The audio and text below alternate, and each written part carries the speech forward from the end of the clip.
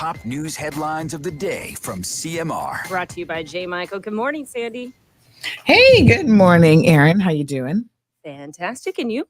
Yeah, very good. Happy Thursday. Happy Thursday. Last day of November. Last day Oh of my hurricane God. I can't believe season. it.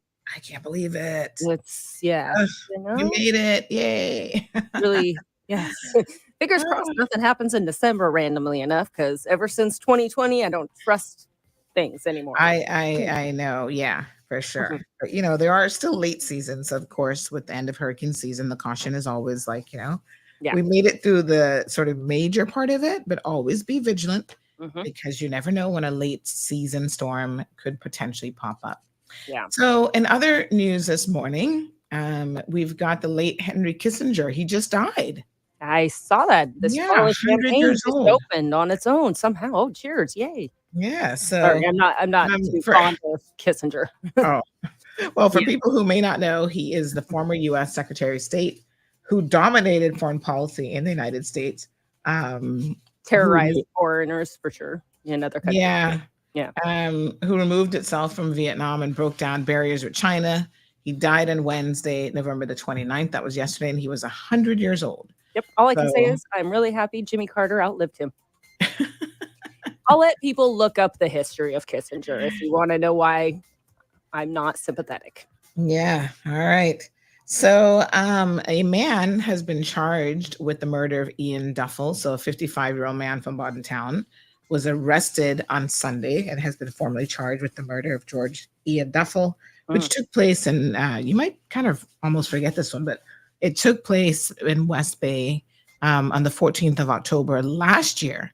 Was that And on in that yard? yeah, this was a gentleman who unfortunately was stabbed. That's sad. Yeah. So at least an arrest has been made, and hopefully his family can now get some degree of closure in terms of justice. We'll see. Mm. Yeah. All right. A man has been charged with burglary of a school and apartment. So whew, they're on a roll. But this is a 51-year-old man who was charged with 2 counts of burglary, both charges stemming from 2 separate incidents on Friday, November the 24th and Saturday, November the 25th. So his reign of terror in terms of crime spree didn't last very long. A school in Walker's Road was broken into, and speakers and an AC unit were stolen. Ugh. And then he struck again shortly thereafter. But now, thankfully, they have him in police custody. Mhm. So yesterday, if you were a parent at Savannah Primary, formerly Savannah Primary, now the Joanna Clark Primary School, you would have received possibly a letter yesterday indicating that your child may have witnessed an incident. Now, the letter was a bit nondescript. It was weird because it prompted a lot of parents to reach out and say, what is this alleged incident that occurred in the presence of a small group of students? Yeah. Well, we had to do some digging, and it turns out that there was some sort of physical altercation between several male teachers at the school. And allegedly, it's over some dispute regarding a female teacher Ugh. at the school as well. So Wow. just a hot mess of a situation. Yeah, if that's We'd like true, I to- mean, that's insane. Yeah, we'd like to remind seriously, all teachers, come on. Set a good example for the kids to follow. Right? Big shout out to the Cayman Islands Basketball Association. They have sent some youth ambassadors to the America's Leadership Program. So this is their mission to continue to fulfill their goal of maximizing opportunities for its members, particularly young people. And this is an absolutely wonderful workshop. It runs from November the 28th through the December 3rd in Puerto Rico. And more than 20 young representatives from the Caribbean and Central America will be in attendance. Cool. So congrats to them. Yeah. Mhm. Alrighty. So yeah, those are some of your news headlines this beautiful Thursday morning. All right. Thanks, Sandy. We'll see you on Friday morning. All right. Rolling right through. Have a good one. You too. See ya. All right, folks. Buenos dias. Buenos dias. We are getting ready. Ooh, y'all do not want to miss the show today. I tell ya, what a hot mess. Let me see if the regular YouTube channel is up. If not, nope, still not up. I wonder if they got our appeal. Anyway, in the meantime, we got the backup channel. Hold on. We got the backup channel going. So let me just send out all of my links to everyone. Happy Thursday, folks. So you can find us on YouTube, on Facebook.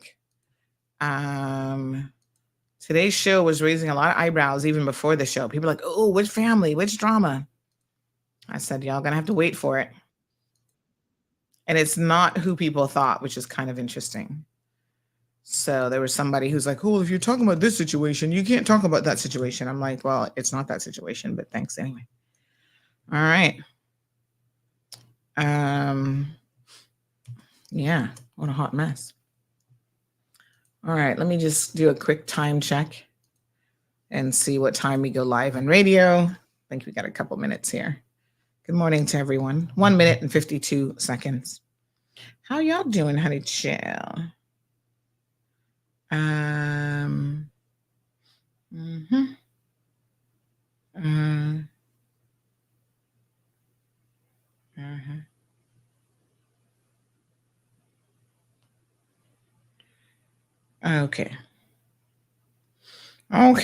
All right.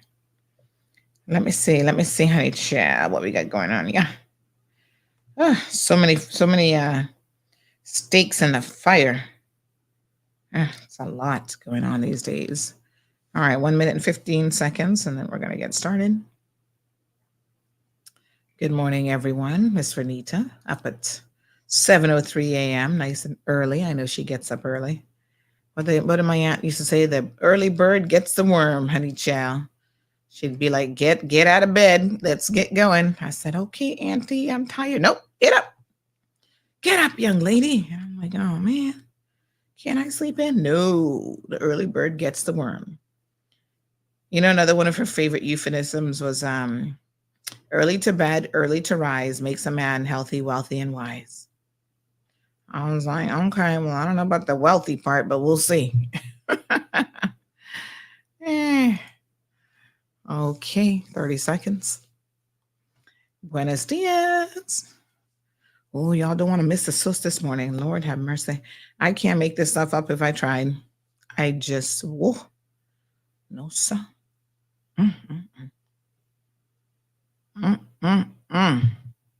8 seconds.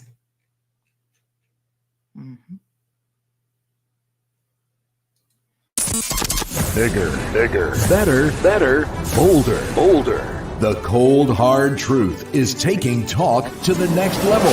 Right here on Bobo 89.1 FM, Cayman's Community Radio.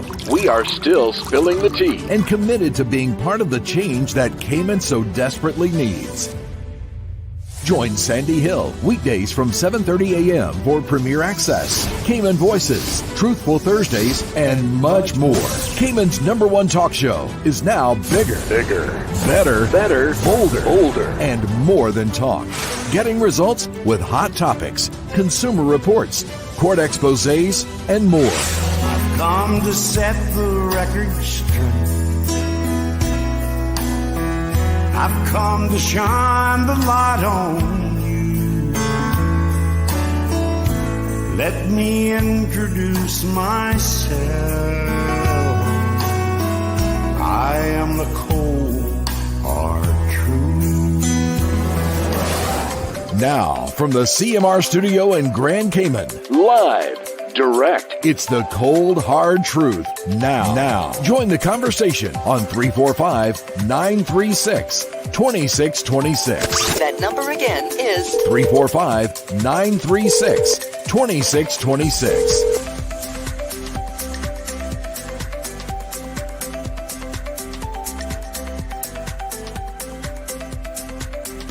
Hello, beautiful people. Happy Thursday. Rise and shine, honey child. Rise and shine. We got a good show for you guys here today. I think every show is a good show in some kind of way or another. It's not always, sometimes there are tough conversations that need to be had. But thank you so much for all of the amazing phone calls that I received after yesterday's program. Really thanking me for keeping an eye out for you, the good people of this country. It was a very serious conversation. And it raises so many additional overflow questions as it relates to a lot of things that are happening in the medical field, in the medical profession. And we've got another one that we'll do next week, Wednesday, another bit of an expose. And this individual, actually, I've got two choices that I can sort of highlight. But, there's some of the medical facilities on the island that are just not managing themselves well, and you'll know who you are. And so that causes a lot of complaints to come my way. And it's not a good look, because even if you have decent or good physicians, if your management is having issues and you're having personnel issues and you don't know how to treat your staff and so on and so forth, it ends up on Mall Road, and it's just not good. So we'll do another one that this one is quite interesting, but I'm still in the fact-finding, on the fact-finding side of things. So I don't want to say too much about either one of those cases, but I just want you guys to know that we do have several other cases that are under investigation as such. So, what a hot mess. You know what is so funny is this morning, someone saw the headline for today's show, which is about family drama, and they were jumping to conclusions. And you know what happened when you jump to conclusions, honey child? It's an Olympic sport in the Cayman Islands because a lot of people do it. But they were thinking it was about it was like a follow-up of yesterday's topic, and it had nothing to do with that. So I was quick to correct them that, nope, it's not related to that at all. So relax. But there's so much more that happens, folks, that sometimes, I can't really get into. Sometimes it's because there might be some ongoing court matters, and the sensitivity of it means that we can't, the legal sensitivity, I should say, means that we can't really go too deep into that. But, what I'm most focused on when it comes to people who are in the space of providing services to the good people of the Cayman Islands is that they have to really do it to a particular level. And the agencies that are responsible for ensuring that they do these things at a particular level, they need to be doing their jobs. And for me, it's really as simple as that. Like, I'm not currying any favor with anybody when it comes to people's safety and health and wellness. So that's what it is. Let me just have a look here. So we have a couple police matters. Our guests are going to be coming on in just a second here, a little bit closer to 8 o'clock. But we have a couple police matters. They've made an arrest in this murder case. What they obviously say is murder. In the death of Ian Duffel. And so this is a very, very sad situation. This is the one down in West Bay where this gentleman was actually stabbed. So crazy.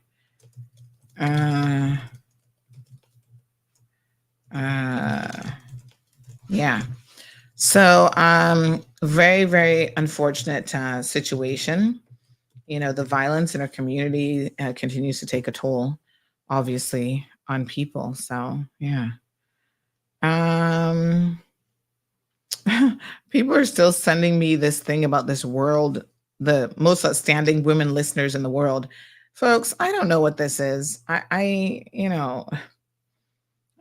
a premier was recognized as one of the most outstanding women leaders in the world in 2023. I don't know where this list came from. I don't know what it's about. She was obviously happy. And so this is actually a good picture of her not wearing her mask for change. I don't know what a outstanding world listener even means. Who's she listening to? You know what I'm saying? Because clearly she's really not listening to the people of the Cayman Islands. So I don't know. Let me see if I can look up this award. I mean, we did a story on it, but I still don't know what it is. Outstanding World Listener. I feel like somebody just made this up. Award. Who is this? I mean, I've never even heard of it before. Apparently there's an International Listening Association. Okay. They sounds like they just wanted to have a ceremony. So listeners of the year, Oprah Winfrey won a Listener of the Year award back in 2006, But I don't know that this is the same thing, because this is women listeners. Apparently, this is, oh my God, how many listeners can you have? So there's an International Listening Association. And then is the women listeners like a separate thing? Outstanding. I got to put women in there. Women. Outstanding women world. What is it? Outstanding women listeners. Outstanding women listeners. Okay. I don't, like I said, this is like the most bizarre award that I've ever heard of. So it's some global listening center, nonprofit dedicated to promoting listening as a tool for positive change. Okay. I'm suspicious about these types of things. So this is somewhere in London, Global Listening Center. Okay, they have time.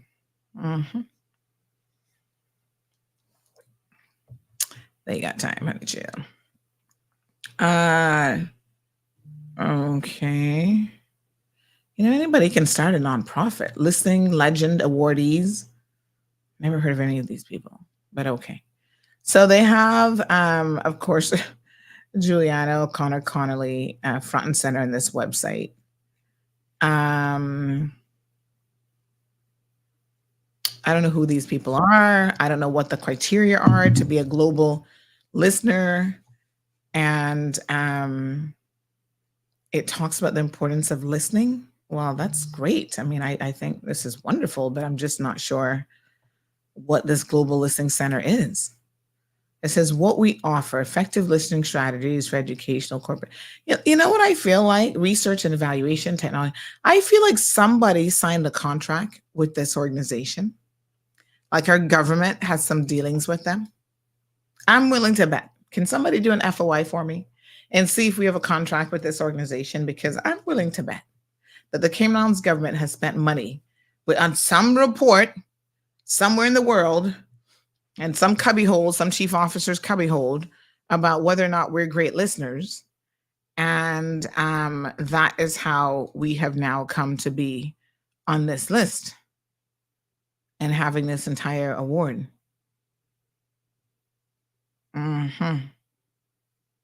So she talks about effective regional development in the Caribbean requires inclusive decision-making processes that consider all stakeholders. Oh, wow. Yeah, this sounds good, but there's a difference between something sounding good and in practice, you actually doing it. I don't know what to say. So quite a few people were there, though. Like everybody said, she was definitely there without her mask. She actually, looked okay. And a lot of Sabrina actually looked really good. Wow. By the way, just as an aside, I know a lot of you have made commentary on how now that she's premier, we expect her to look the part. Well, not everybody has the natural gift to look the part. And so they might need a little bit of help. And so what I would say is, there's help, Madam Julie, for you to maybe get a little bit of assistance in that department. And I must say, she doesn't look too bad here. I see the outfit. She's obviously a lady who likes to cover as much skin as possible. So, she had the long arms and so on and so forth. But, the protocol office, that's part of what they do. They can actually offer some assistance with dressing and what's appropriate for different events. And I think they could even offer her like an entire, not quite Kanye-esque, but they can go in and offer her some feedback on the wardrobe. And so she has that as an option that's available to her. And there's nothing wrong with, listen, we don't know, like I said, it's a skill really to know what to wear, when to wear it, and how to wear it. Like I always admire Miss Lawrence and how amazing she looks all the time. Like she's always on point. So, If you need a little bit of help, I'm not sure what is this around her neck. Is that part of this ceremony, or I don't really know what that is. But you know, the protocol office can offer some assistance. Look at this high fashion. Look at our Minister of Health and Wellness. Ooh, so looking good, very pretty. So yes, whatever this event was, it certainly gave people an opportunity to dress up and go to the Ritz without the mask. So there you go. All right. So good morning to all of our listeners. We are family here. So good morning to Robert, Miss Renita, Debbie, Stephanie's here. KK says, boy, Auntie Sandy be waiting for the show, like how the little kids be waiting for the ice cream truck. Shall we make fun of Johan this morning? You mean how Johan be waiting on my brownies?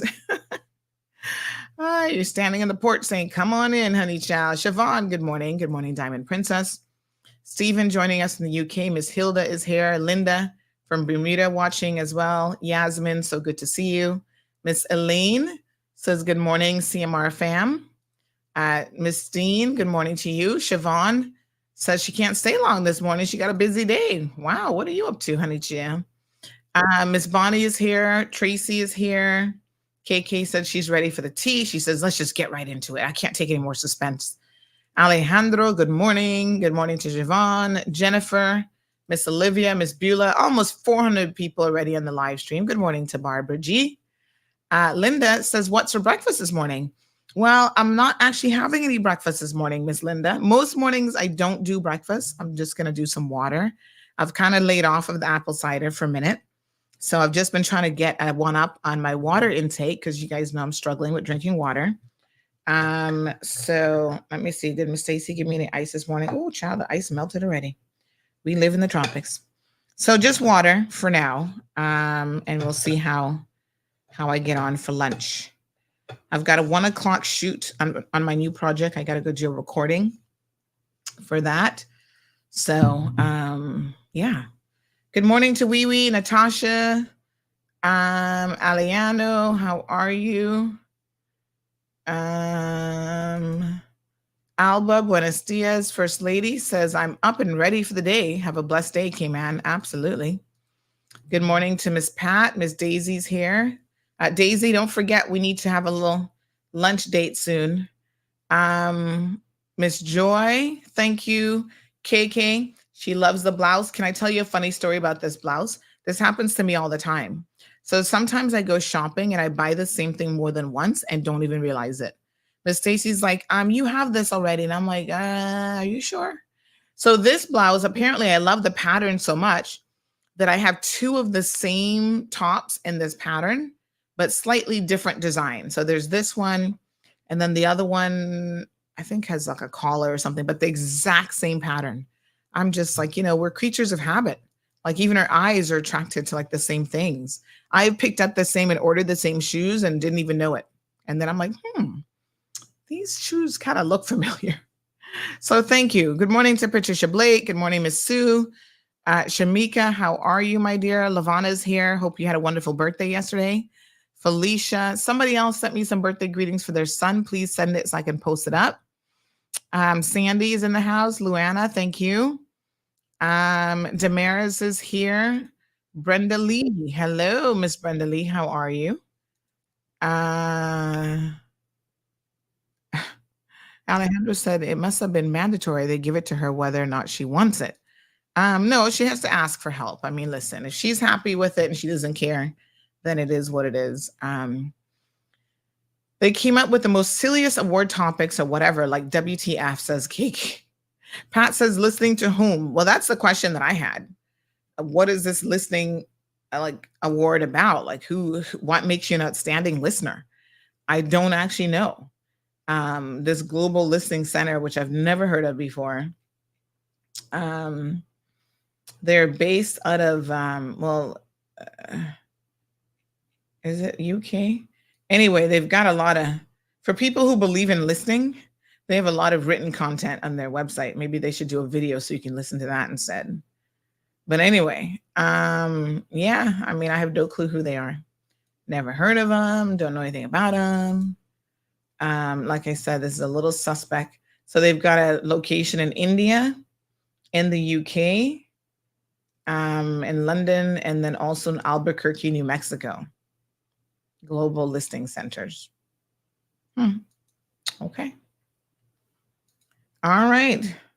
Alejandro says she's the richest Caymanian woman. Definitely not, Alejandro. A World Woman listener, is that the same as a NES officer who paid for all this fanfare? What's a NES officer? I don't even know what a NES officer is. Never heard of that either. But I do think that we paid for it, the people of the Cayman Islands. And the timing of it is also rather suspicious, that it's aligned perfectly with when she's taken over as premier. Like, it just seems all very orchestrated. I can't lie about that. Miss Yulene, good morning. She says, morning, I'm listening. Self-praise, says Alejandro. And you know what they say about self-praise? It's no recommendation. KK says next, because it's all BS. Evelyn, good morning to you.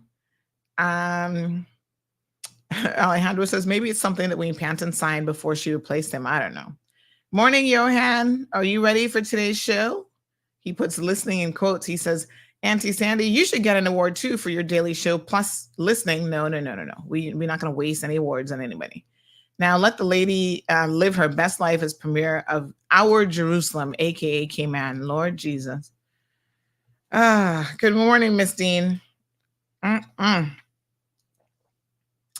don't know what to say. You Little Brat says take the $5 that they take from her salary once a month, and she can get a wardrobe consultant. Oh, geez. What a hot mess. Okay. All right, honey chill. I mean, I think there is a general consensus that a wardrobe consultant or someone to assist in that department would be money well spent. So it is what it is. Like I said, she claims she's a listener, but I don't think she cares about what the people have to say one bit. Strong Will, good morning to you, my darling. Dory's here. Kurt Grizel in the house. Lizette, how are you? Caribbean Sunshine, so nice to see you. Says Buenos dias, Mirina. Oh, that's so sweet. I'm listening, says Siobhan. Okay, my lady, I hear you. Yes, Miss Linda. Haley's here. Andrew Jackson, how you doing there, love? Says I do the same. You're not the only one.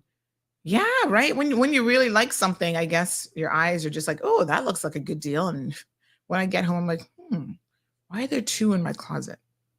Strong Wilt says, Sandy, you just showing off with your tops every morning.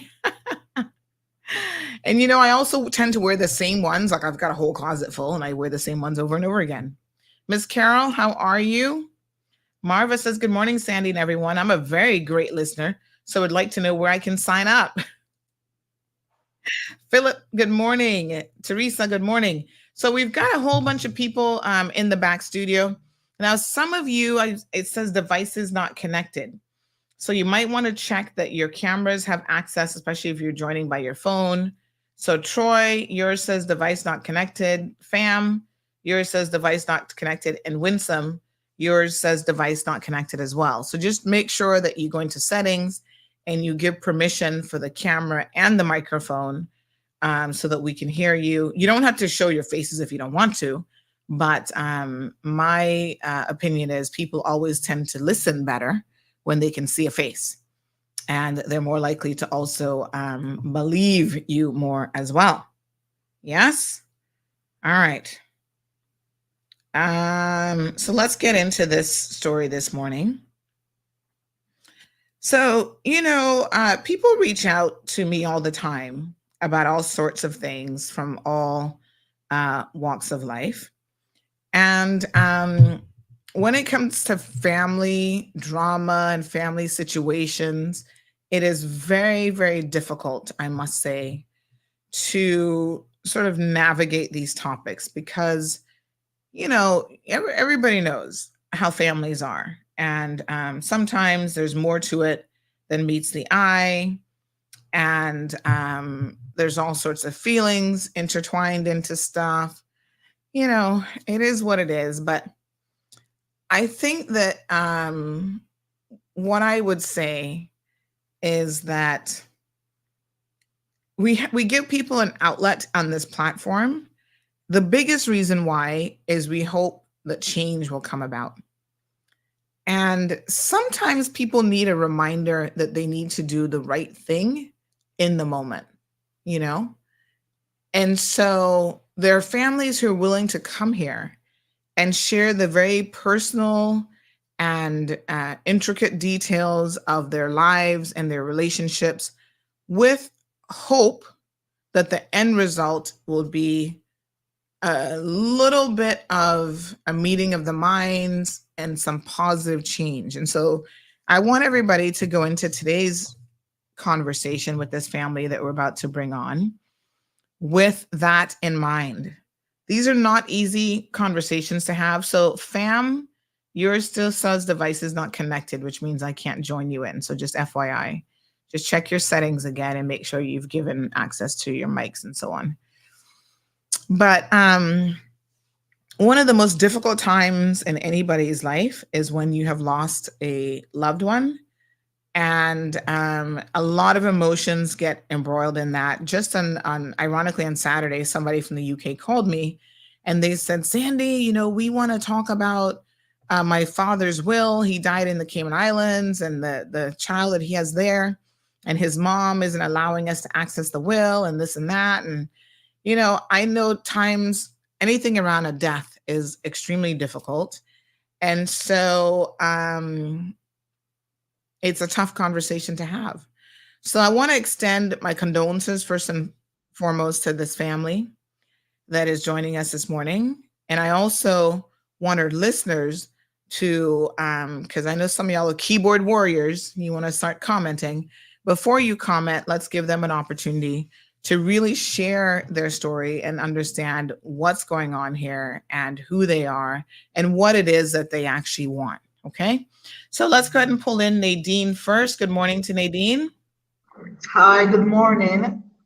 All right, we're going to get started. We're going to just pull everybody in, and then Nadine, we can start with you to kind of lay out the background. So we have Laura. Good morning, Laura. Good morning. We've got Troy, who's joining us. Morning, Troy.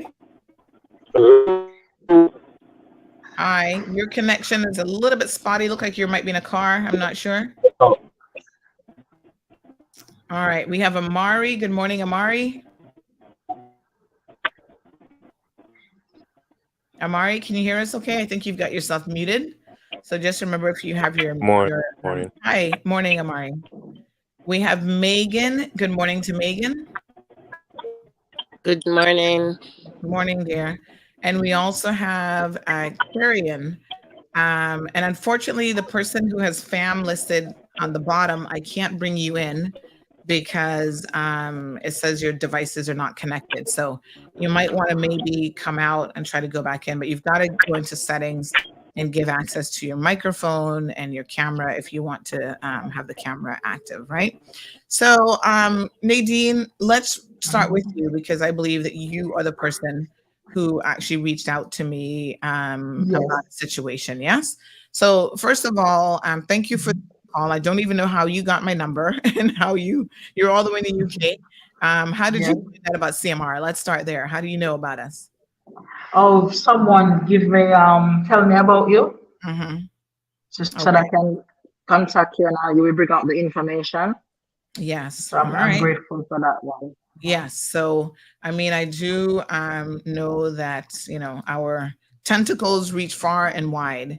And I'm happy that we can assist people anywhere in the world, quite frankly. But you guys have a Cayman connection, and we're going to talk a little bit about what that is. So tell us a little bit about why you reached out to us then. Okay, I reached out to you because a family member died in Cayman, the car accident that you see. And the wife does not want to send home the body. It's very difficult for us. The mom not sleeping well, nothing, because she refused to send out the body. In which is only the son there, living in Cayman with the dad. No other family member, and it's only right for her to send out the body. Where you work, they pay the money. Before we get into all of those details, let's just refresh the memory of her, because they may not even know exactly who you're speaking of. Unfortunately, we have too many deaths here in the Cayman Islands, that are, sort of vehicular in nature. So this is your brother? In-law. This is your, how's he My nephew. Yeah, my nephew dad. Yes, my first nephew, the first for the both family. Okay. So your nephew's dad or your nephew? My nephew's dad. All right. Okay. So we have Winsome also joining us. Good morning, Winsome. We'll go ahead and pull you in. How are you? Hi, Winsome. You have yourself muted, but that's okay. All right. So good morning. I'm yes. Winsome. Good morning. Yes. Morning, Winsome. How are you? I'm okay so far. All right. We also have Jennifer. Jennifer, you ready to come in? All right. Morning, Jennifer. Good morning. We got a full house this morning of people. Thank you guys so much. And I mean, the one thing that we're going to definitely see here is this family is unified in exactly what it is that they want to happen. So you're this young man, how old was he? Remind us of how old he was when he passed out. 50. He was 50. Yeah. Yeah, Mark was 50. Yeah, the 9th of April gone, he was 50. Oh, wow. He looks quite good for 50. Yeah. Yeah. So he passed away, unfortunately, in a vehicular accident. This was the one, folks, that was out in Breakers. I think it was about Saturday, would have been 2 weeks, I think, or 3 weeks now. Yeah. This Saturday make 3 weeks. This Saturday coming would be 3 weeks. Yeah. So Mark, unfortunately, met in a car accident there in Breakers, and as a result of that, passed away. So what was the relationship with before Mark passed away? Were you guys close to him? How often did you speak? I'm just kind of curious about that side of things. All of us were close. Mm-hmm. But this family is a tight unit family. Mm-hmm. Very, very tight unit family. So that's why we're taking it so hard when the lady refused to send on the body. Mm-hmm. We talk all the time, whether by message, by phone. Mm-hmm. We always correspond with each other. Yes. All the time. So, so Mark, unfortunately, tragically passed away in this accident. And he had a wife who is from the Cayman Islands. And I just want to show his photo here as well. Just give me 1 second here. So this is Mark, 50 years old. He just turned 50 some months back. And unfortunately, he passed away. Now he's working for Island Supply. That's the company that he worked for. Yes. Yes. Okay. So there's Mark. Our condolences again to all of his family. So you were in contact, like what was the relationship with his wife? What was that like? The relationship, she don't talk to us, she don't like us. I don't know what is our problem, why she don't like us. She don't like none of us. So she don't talk to us. And so that has been the relationship then for quite some time. Yes. Yes. And how long has he been married to this lady in the Cayman Islands? I think from 2014.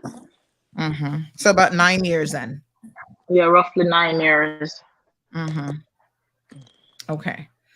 All right. So you've got a situation where a family member, and sometimes this happens.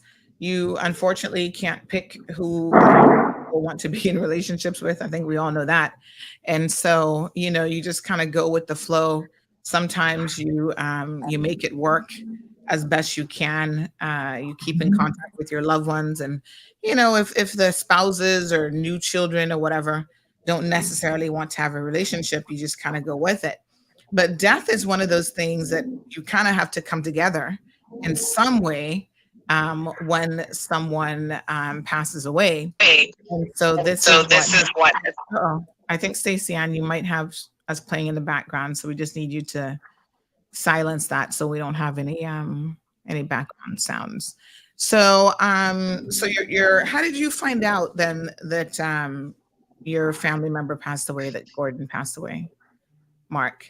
My mom called me. My sister called the mom, and my mom called me. That's how I found out. And she sent me the video and all of that of the accident. Wow. Yes. So the lady did not call us. She did not call no one. Neither the mom. She did not call. No one. She did not call. If someone Question. else called. Question. Did she know that he passed away? Because I heard that she wasn't even in the country when he passed She was away. in Jamaica. That's what I heard. So she Yeah. Oh, wasn't even there. so wow. All right. Well, I guess she found out. So she was in Jamaica when her husband Yes. passed away. His mom Yes. is still in Jamaica. Is that right? Yes. Yes. And so I'm assuming, I mean, news travels pretty quickly here. She probably found out while she was in Jamaica. So you're saying that she did not. Stacey Ann, I need you to we'll pull you out till you get that sorted out. We'll need you to end the feed. You can't listen and be on the show at the same time, unfortunately. But she was in Jamaica at the time of the accident, and she did not even notify his mother that her son had passed away. No one. Up to now, up to today, no, she did not notify no one. Up to today, no one, no phone call, nothing.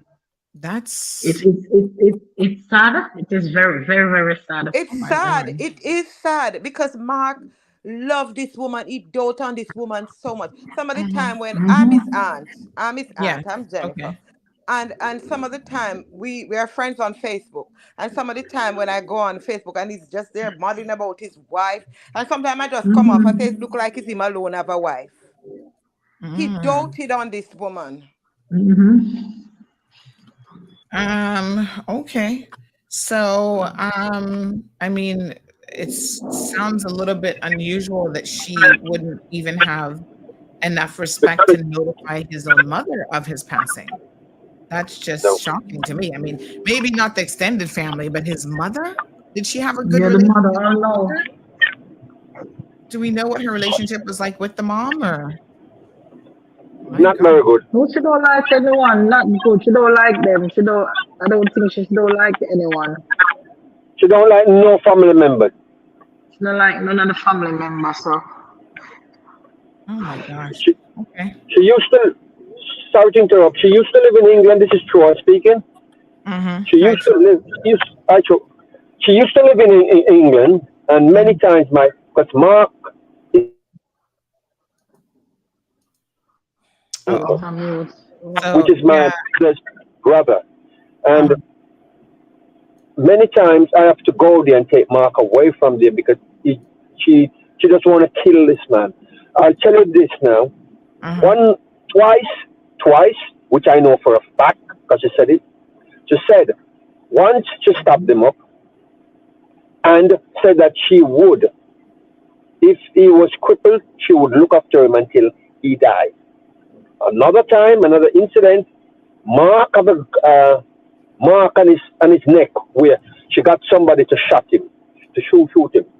Unfortunately, at the time, my cousin was still married to a lady called Faye Brown from Montego Bay. And if the person that come to kill my cousin, if he didn't recognize my cousin and said, "No, this is Fluffy husband," that's the only reason why he got away. Oh my God! Wow. I mean, this is a very serious. Hold on now, Troy, because I want to make sure that we're understanding exactly what it is you're saying, because you're shocking Jennifer and some other family members here. So you're saying that you are aware of instances of not just domestic violence, but also of her wanting to harm her husband? Yes, 100%. Wow. Oh God. I mean, that's a shocking allegation that the police probably should have got involved in. Well, the thing is, if I knew the telephone number of the Cayman police, I would contact them and tell them certain things, and so that they can investigate her. Because when I first heard that my cousin died, the first thing I said to his sisters and his mother, I said, "My cousin doesn't die like that. Belinda's got something to do with it." Oh Jesus! Oh my God! Yes. I mean, that is quite an allegation. No, And I am not afraid of Belinda. She knows that I'm not afraid of her. I reached out to her after I heard that my cousin died, and instead of she said to me and my family, like, I'm sorry to Marky passed on. yes. Let we unite. She's not doing that at all. Right now, my mother is in Birmingham, England, and it's killing my mom just like it's killing me. You know. Yes. Oh my gosh. I can't sleep. I can't sleep at night because I'm thinking about my cousin. I know what he wants. His dying wish is to bury in Jamaica beside his father, and he's not getting that at all. This woman is heartless. All this woman wants is just money, money, money, money. She's pardon my language. She's a money grabbing bitch. Pardon my language. We can't use any profanity because we're in live radio. Yeah, I'm sorry. I'm sorry. I'm so sorry for that. I'm sorry for that. I'm just angry with her. Yes. Troy. Yes. Troy, what Yes. happened to his son? His son is in the Cayman, and his son cannot even go and. She's not allowing. She's not allowing the son to even come to the home and take even a garment for his father that his father used to wear. So what kind of person is she? She realized that there is a God? So No. let me just say that we do have the maximum people that we can have in the studio is actually 10 people, and if nothing else, this shows unity with the family because we have as many as we can. M, we can't bring you in. Greg, your device is not connected. But I've never had so many people of one collective mind on a program.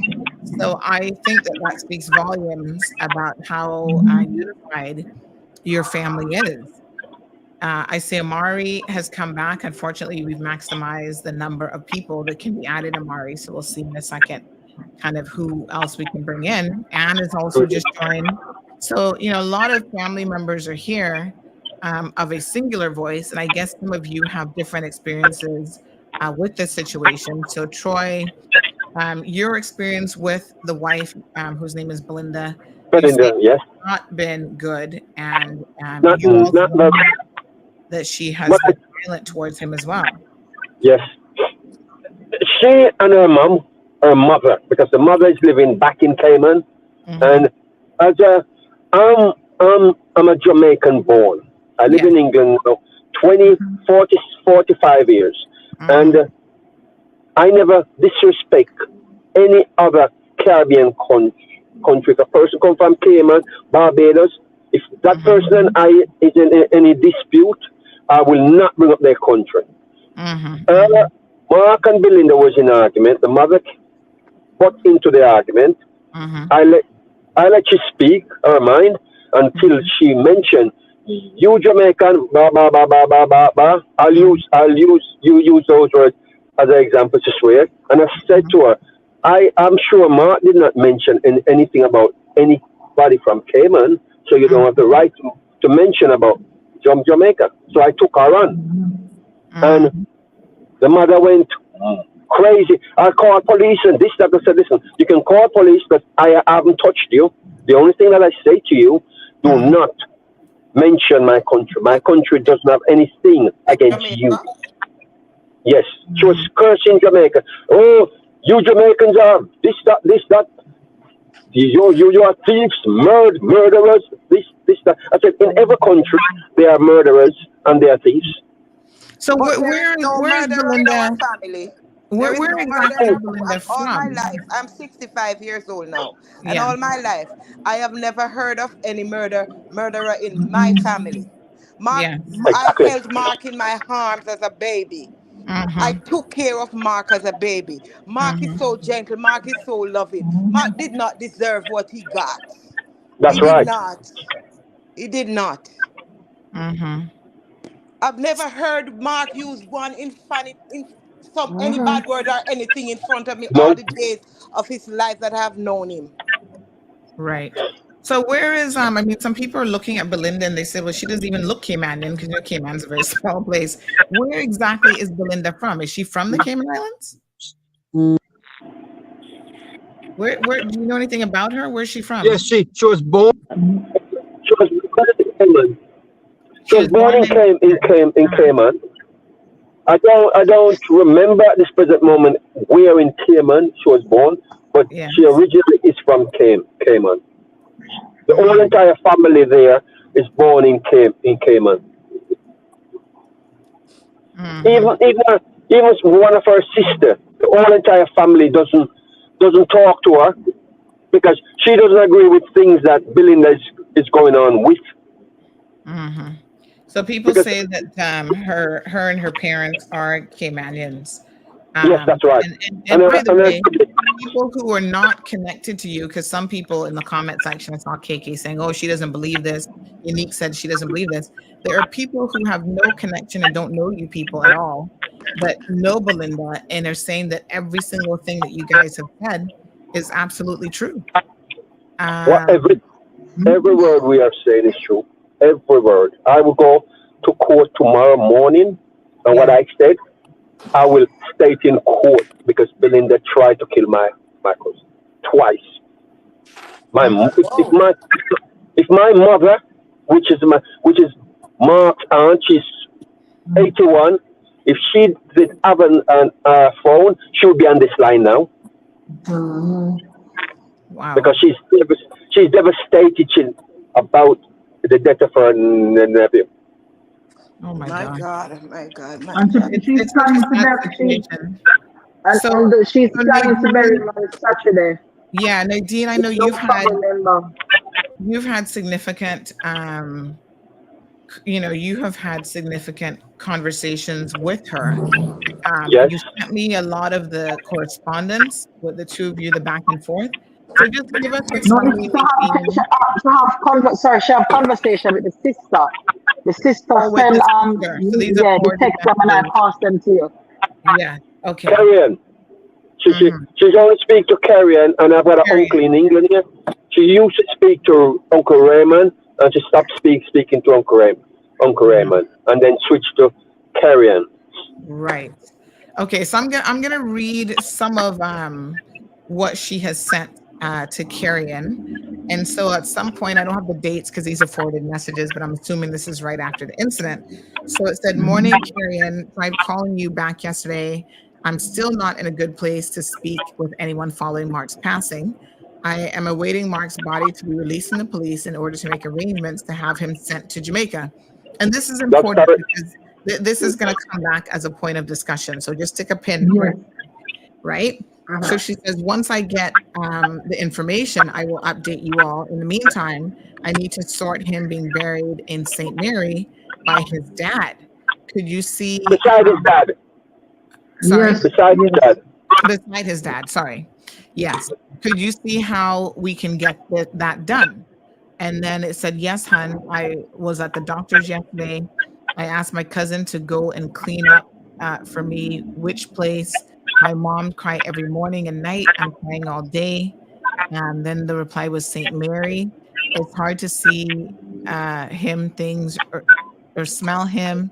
He talked to me that morning and told me that he would call me in the evening after work. I'm assuming that's from the wife. Yes. Yeah, but you guys saying that she wasn't even in Cayman. She was in Jamaica at the time. Yes, she was in Jamaica. She was in Jamaica.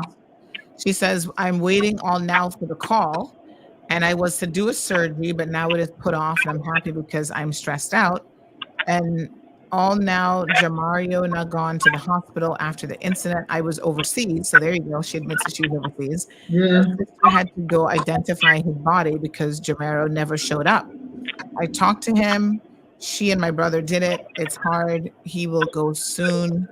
He knew right after it happened and had time to get there. And then she says he can't go. They don't identify him. He's crying and every day too. I will go once he's informed he can be released. It's hard. I already made arrangements, he in Cayman, to have him sent. Just no date yet because of the police. And then it says, okay, take your time. Remember his clothes and shoes we want him to wear. Yeah, I already got the coffin too, just to make arrangements for him to go to country. And then it says, okay, just try and hold on to God. We're all trying. I'm at work. Soon text me back. He told me repeatedly that he wanted a quiet and small funeral, nothing big at all. And then the reply was, I know because I can feel it. He is just like dad. So it will be a very fast transition to his funeral. What about the wreath? And we have to pay for the church. So later I'll talk to later. I'm at work. Hopefully it's a glass top coffin that everyone can see him face. Just remember, take your time. So, I mean, there's arrangements here for the preparation of the funeral. Here's another one that said, good day. Please be advised that in preparation of Mark's burial in honor of his wishes, he requested that he be buried next to his father's grave in St. Mary. He stated that he did not want any 9-night church service or repast and wished to be buried quietly. Once arrangements are made for him to be transported to Jamaica, contact will be made. So your brother, while he was alive, was making very clear instructions to family members that this is what he wanted. He wanted a quiet funeral. He wanted to be buried in St. Mary next to his father. And I think everybody can agree that that's what he wanted, because even the wife, as I read messages, she is admitting that she's going to send the body back. And, you know, there didn't seem to initially be any sort of a dispute about that. No, the dispute started. But now things change. She doesn't want to send it back. She doesn't want to send the body back. Now she changed her mind. She changed her mind. Now she does not want to send back the body. She said she's going to bury him this Saturday in Cayman. So and he's only the son alone there. Did she say why she changed? Okay, her mind? can I talk? Okay. Yes. It was the workplace pay for everything. And just identify, sorry, Stacey, and just identify who you are and how you're connected to the situation. Okay, I am Mark's little sister. You're his little sister. Okay. Okay. She went to the workplace for some money to bury. So we have a little bit of feedback. Just one second. So we do have some feedback. I'm not quite sure who the feedback is coming from. So what I'm going to ask is everyone who isn't talking at the moment, if you can just mute your microphone for me. So there's an option to mute your mic. Just go ahead and mute it so that we can hear Stacey Ann, because I can't quite make out what Stacey Ann is saying. So Fluffy, everybody else, just mute your microphones for me. And then, yes, I think that might help. So Stacey Ann, let's try that again. Okay. Good morning, everyone. Morning. Good morning. Okay. My brother, he work very hard 7 days a week, right? There's no escaping from her. I should even go far at the workplace, cutting in there, but nothing at all. Right? Okay. Since he died, the workplace gave her all of the money to send his body to Jamaica.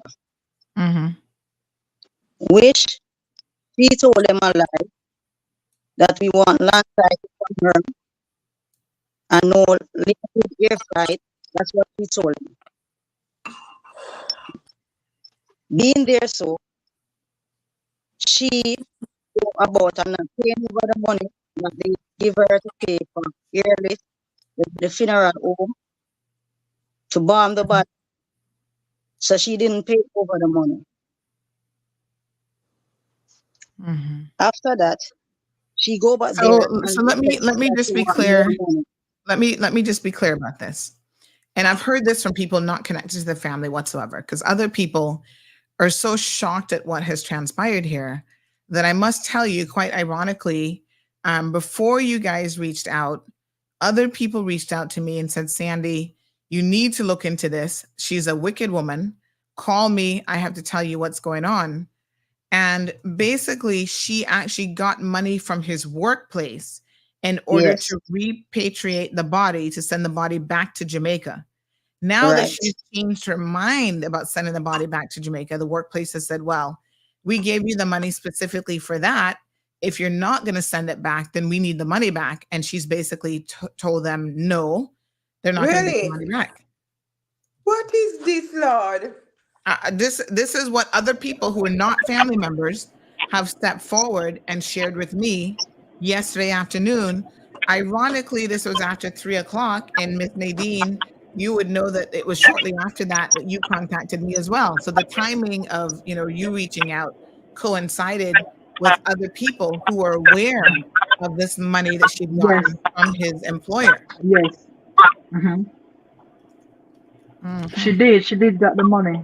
Do we have any idea how much money she got from? How much was it, Stacey? 340,000. Different from the 2,000 CI and some others of money. Okay. So why did she change her mind? Does anybody know? Because she seems to have been saying yes.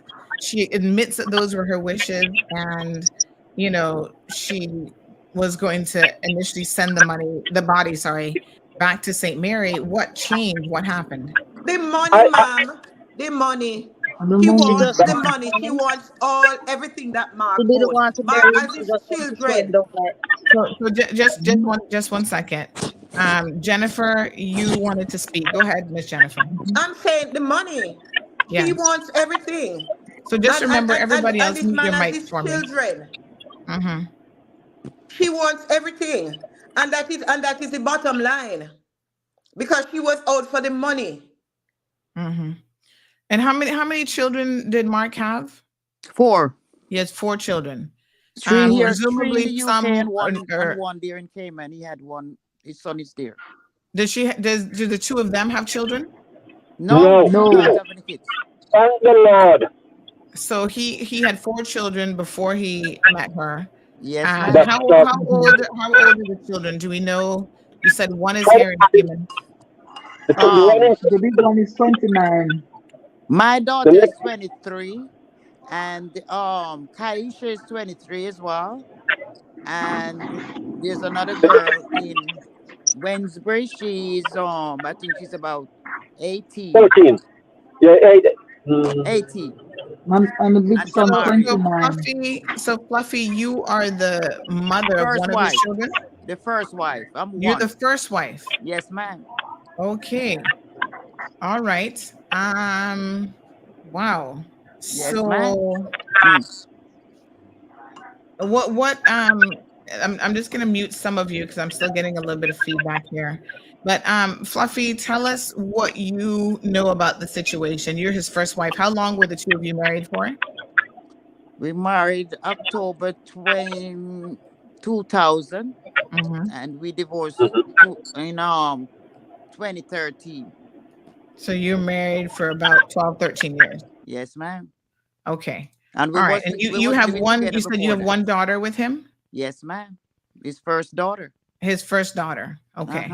So you're aware. Did you keep in contact with Mark over the years? Since he leave the UK and go to Grand Cayman, I spoke with him twice. Okay. All right. So he used to live in the UK. How long did he live in the UK for? Well, I was 40 at the time when Mark came here. Calculation, Troy. What year was it again? Mark came here precisely 1999, a day after my first wedding. 1999, yes, 1999. Yes, a day after. Remember, I got married on the 6th of April. He came the 7th of April. And then after that, me and Mark linked. Okay. All right. So the 2 of you met in the UK. You were together for 13 years and you had his daughter. Okay, I see. All right. So those of you who were in more regular contact with Mark, can I hear from those family members who would have spoken to him more recently? So just don't forget to unmute yourself if you want to say anything. And then everybody else, if you're not currently speaking, we're going to go ahead and just mute you for now. So Miss Nadine, how often did you speak with Mark? The last time was the last time, I think, when the couple couple months back. I think it was May. Sometime I think it was May. I think it was this year May. This year May we spoke. I think when he went to Jamaica, May we spoke. All And right. from that we haven't spoken since. Okay. And Miss Jennifer, let me hear a little bit from you. Now you said you're his aunt? Yes. Okay. So tell me then how often you were in contact with Mark. I mean, everybody seems to be in agreement that his wishes were for his body, if anything ever happened to him, would be for his body to return to Jamaica.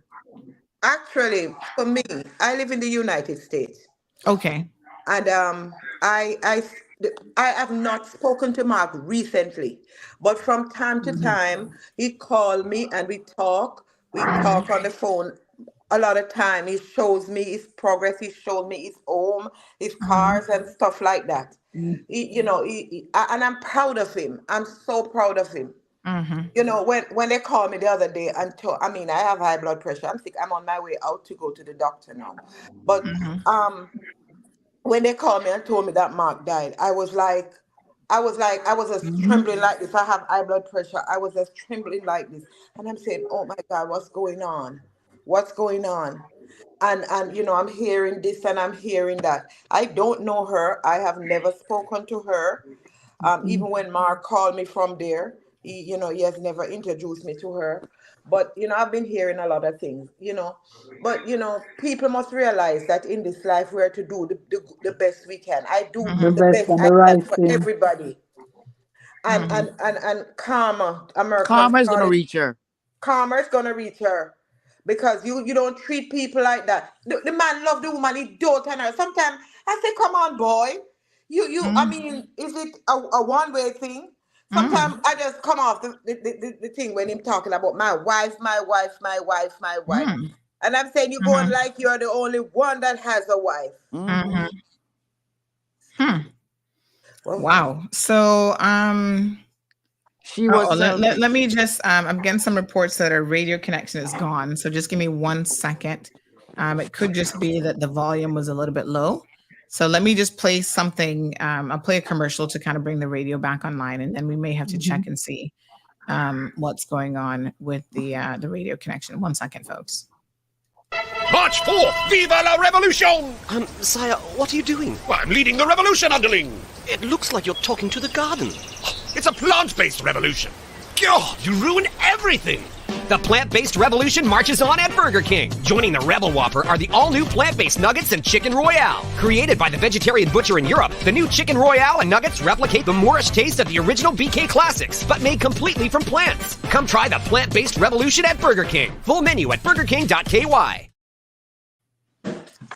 All right, folks. So I think we should be back in radio. Actually, you guys, we have this automatic thing now where I think if the volume is too low, it may kick us out. So I'm just trying to check a few settings to see why it wasn't picking up her microphone. Let me just see what we can do here. So again, the general consensus is Mark seemed to really have loved his wife. He was doting on her. You have to. So much. He was forced to love. Oh, God Almighty. Yes. Well, I mean, it's difficult to say what goes on between a man and his wife, when you're not there. When she was living here, she used to treat my daughter was living with them for a period of time. She used to treat Mark like a piece of shit. Oh. So she actually lived in the UK at some point as well. Yes, that's how they That's met. where Mark met her. He met her in the UK. Oh, okay.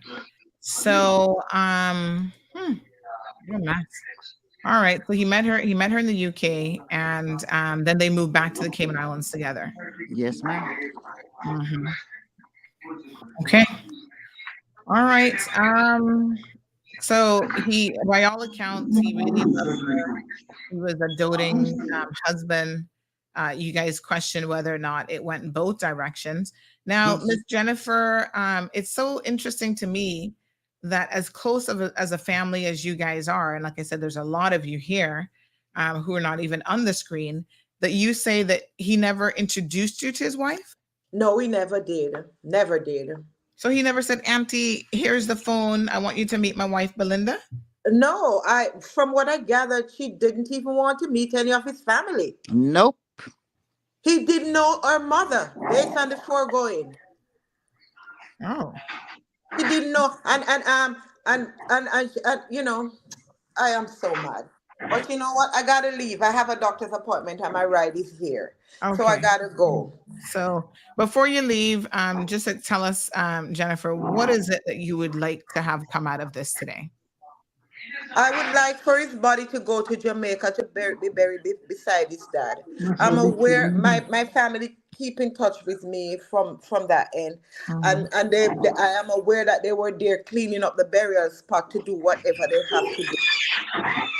My feeling about it, I was told that she got the money from his workplace to do whatever is to be done, and she don't want to do it.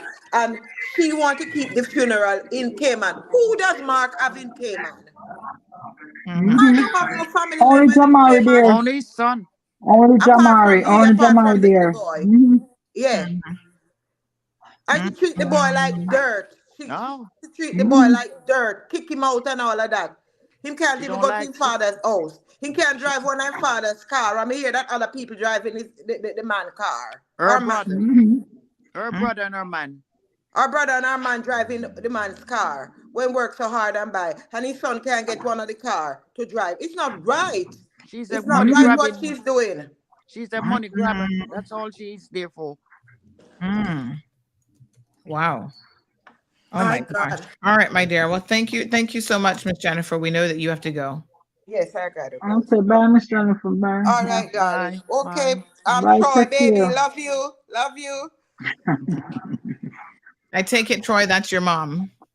No, that's his auntie. That's your Aunt Troy? Oh, wait, let me unmute. Yes. Hi, Troy.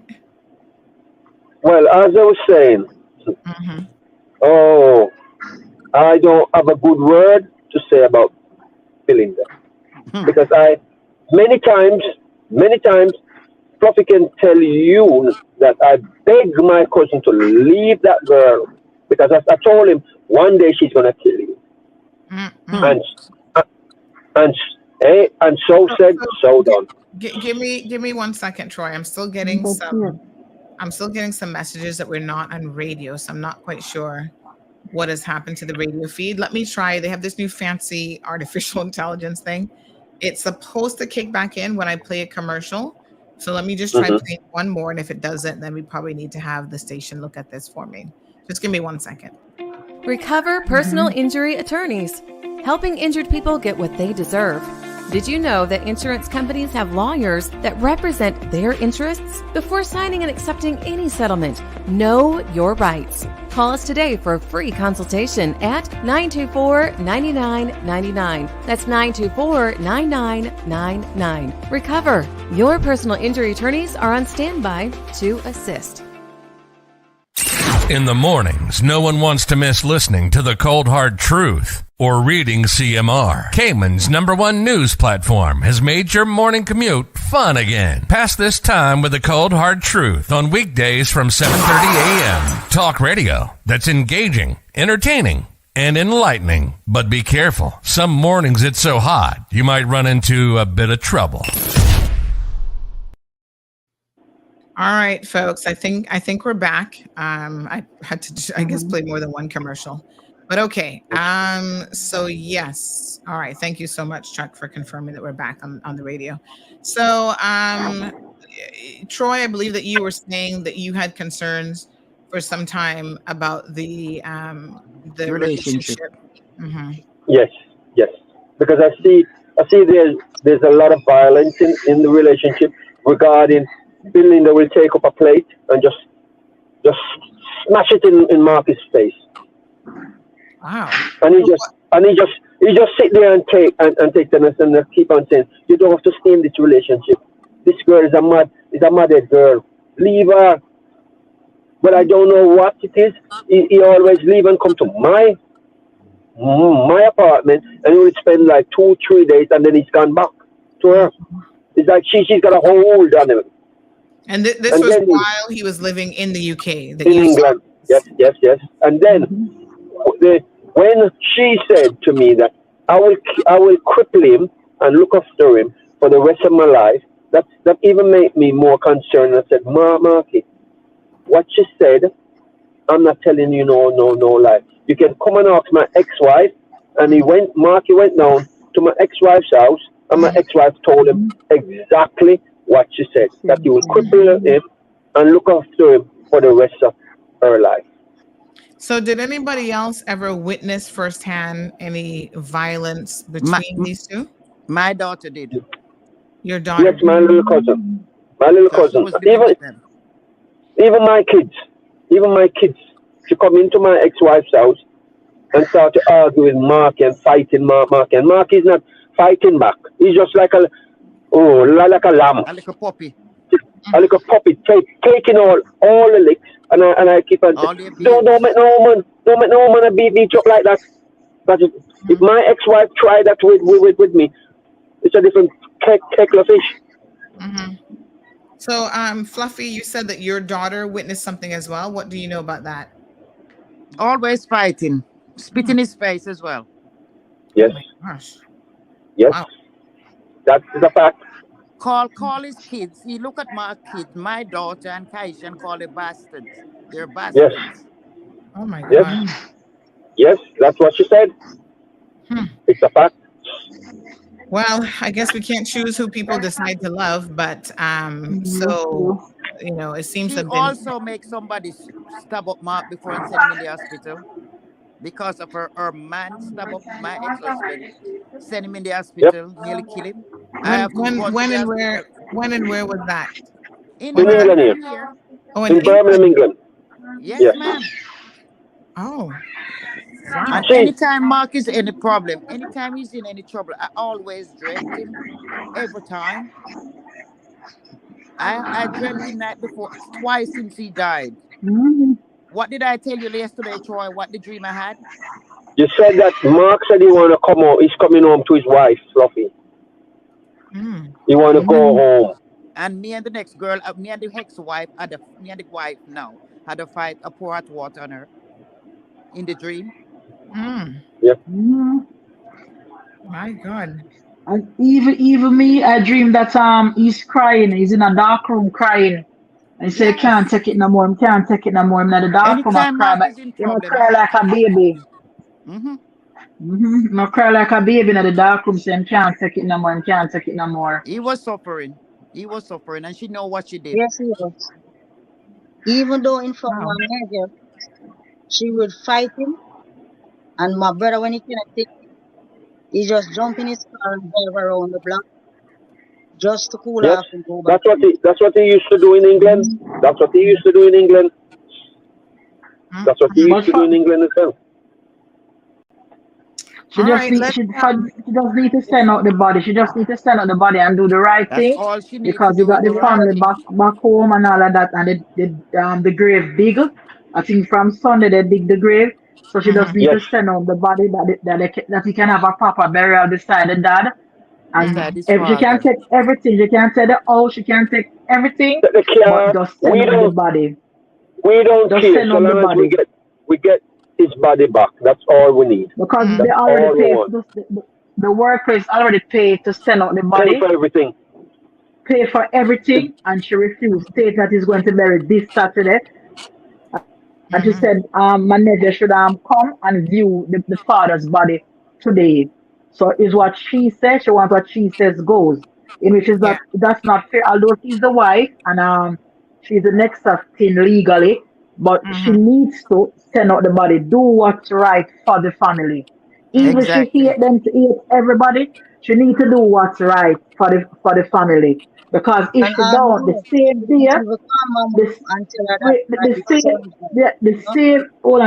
day that she think in her head that she gonna put Mark in the casket, in the grave, and the same day she gonna dead. Mark my word. She now gets it because she wrap Mark and tie him up, that is not love. That's how the Mark when me grow up as a child and know.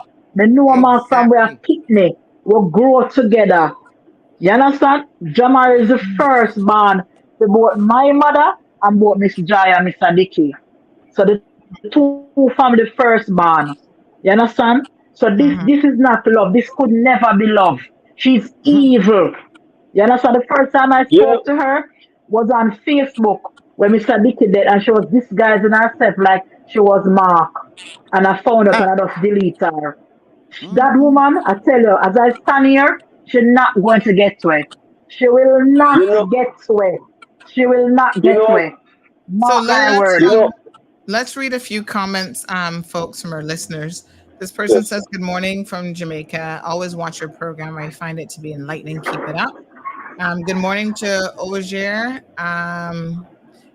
Jamila says this, she was just clarifying who Mark was because a lot of people were not sure. So Alejandro is saying that if he's married here, more than likely he's going to be buried here too. And she is the next of kin. So a lot of people, Yvette says, you know, the wife has the first choice. So a lot of people will know that legally she is the next of kin and she has that but choice. Do the right thing. Do the right thing. Do the right thing. Well, I think more importantly than that is why did she agree in the initial stage to send the body? She obviously knew that that was his wishes if she was agreeing to send it to St. Mary. And then why did she change her mind? So stick a pin. She can have two funerals. She can have one in Cayman and send out the body to bury. That's right. She can have two funerals. One in Cayman, because that's what we do here some of the time in England. Have one funeral here and they will send out the body. So she could do that, but she's not saying nothing like that. Yes. And it's not fair. Whether or not she's the next of kin, fine, we know that. Is the spouse, but do what is right in the sight of God. I'm telling you, she needs to do what in the sight right of God, because she will not get away as I stand here. She will not get away. Mark my word. She will not. So Aliana says, but if I die, my wife better be respectful and notify my family. So I think the fact that she don't notify anyone, she don't call Miss Joy nothing. Miss Joy there sick. She don't call Miss Joy nothing. I know Miss don't spoke to Miss Joy nothing. Unique says this is too much. Don't believe this. I know the wife and she's not like this. Well, yes, she is. Hold on. She is. Hold on. Unique is saying maybe this is why she stayed away from the family. And she doesn't believe it. So let me just, mute yourself if you're talking, please. But let me just say this, right? There are people who are not connected to this family in any way, shape, or form who know this young lady. And I'm going to read some of what they have said. Bits and pieces I will leave out. But apparently Belinda actually works for the Cayman Islands government. She does work, and I heard this yesterday, with DCFS. And this is what other people who know her, again, they don't know the family members. They're not family. They're not connected to these people in any way like that. But they say everything they're saying is 100% true. You know, even at work, they're saying that, you know, she's not the best worker in the world, and they've been trying to get rid of it and can't seem to do it. But here's some other ways in which they described her. They said she's a piece of work. Okay. Exactly. Constantly trying to get management in trouble. I mean, there's a long list of things here. Allegedly, she has a man in Jamaica. Yes. They're so shocked by the reports of the violence.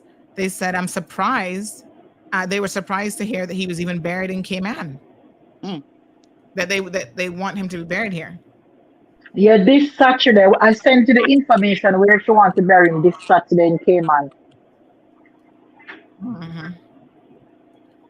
So she's also decided to have a private funeral, and I heard that yesterday as well, where she's going to decide who to invite. Now, you guys said that that Mark had 4 children. Any idea why the funeral notice has only said he has 3 children? Which child is being left out? I would say maybe it's Nayoka. Troy, I think it's Nayoka. Yes. Let me see if I can, because I have it here. So it said 1 grandchild and their spouses and families. The mother, Yvonne Gordon. Yeah. His 3 daughters. It says 3 daughters and son. So that is 4. No, that's fine. Yeah. Yeah, I think someone was misreading that. Left to mourn spouse Belinda Gordon, his 3 daughters and son, parents, mother Yvonne Gordon, grandchildren and their spouses and families, great-grandchildren, sisters, brothers, and many other relatives and special friends. The funeral service and viewing will be a private service. So it's interesting that you say, he didn't even necessarily have a lot of people. How long have they been back in Cayman for? Does anybody know how long they've actually been back here for? I think they married 2014. No, After 2014. 2000. So as they got married, they returned here? Yes. No. They returned to the Cayman before they got married. They returned to the Cayman before they got married. I think like 3 to 4 years after arriving No, in it's not Cayman. so long, Troy. Was it when it's told? It was a long after. Okay. No. Okay. Because we divorced 2013 and I think they get married 2014. Oh yes. It's 1 year. Yeah, 1 year after. Okay. Because she always saying to Mark, I'll pay for your divorce. I'll pay for your divorce from Fluffy. I'll pay for your divorce. I can afford it. And you marry me. Oh, okay. So she was happy to arrange the divorce then between Fluffy and Mark because she was ready to get married. Okay, well. Yes. Mark didn't even get to meet his first grandchild.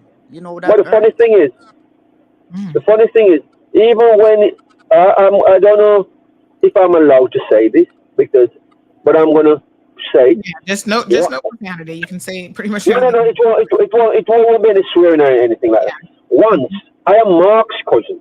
I dropped her in a place called Broad Street in Birmingham. There's a lot of restaurant there, and when she came out of my car, not her car or Marty's car, my car, I saw her hug up a guy and kissed him. So when she came back into the car, she came with some money, around £200 to £300, and she said, "Don't tell Mark nothing." So I said, "Belinda, I saw you kiss that guy." Troy, don't tell Mark anything. I said, "Listen, Mark is my cousin, and I don't like how you operated. If you want to see another man, see him behind my back and behind my cousin's back.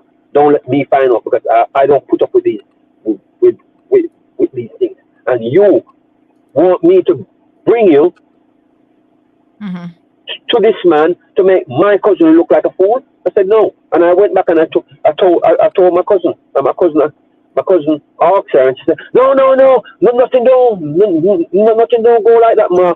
Nothing don't go like." And when I said to Ma, remember I said it, she was kissing the guy. She was saying, waving to say, I mustn't say nothing about kiss. So you witnessed then with your own eyes. I see it with my own eyes. Wow. And There are that's a lot why. of people who were saying, wow, this sounds so unbelievable. But I mean, if you saw stuff with your own eyes. So people are asking that we give her a call. Let me see if I can get her number. Anybody can send me her number on the WhatsApp. And we have other people wanting to call. I have the number. Send the number, Stacey. Yeah, so go ahead and send the number. We obviously want to give her an opportunity to contribute or say something. Good morning, caller. Yes, hello. Hello. Hello, good morning. Good morning. This is Carrie-Ann. Hi, Carrie-Ann. His big sister. Hi, Okay. good morning, everyone on the platform and to all the listeners. Yes, morning. I want to say something. She's been texting me. She's been texting Uncle Raymond. And I'm only one trying to put up with that girl. Because I want my brother body to come to Jamaica.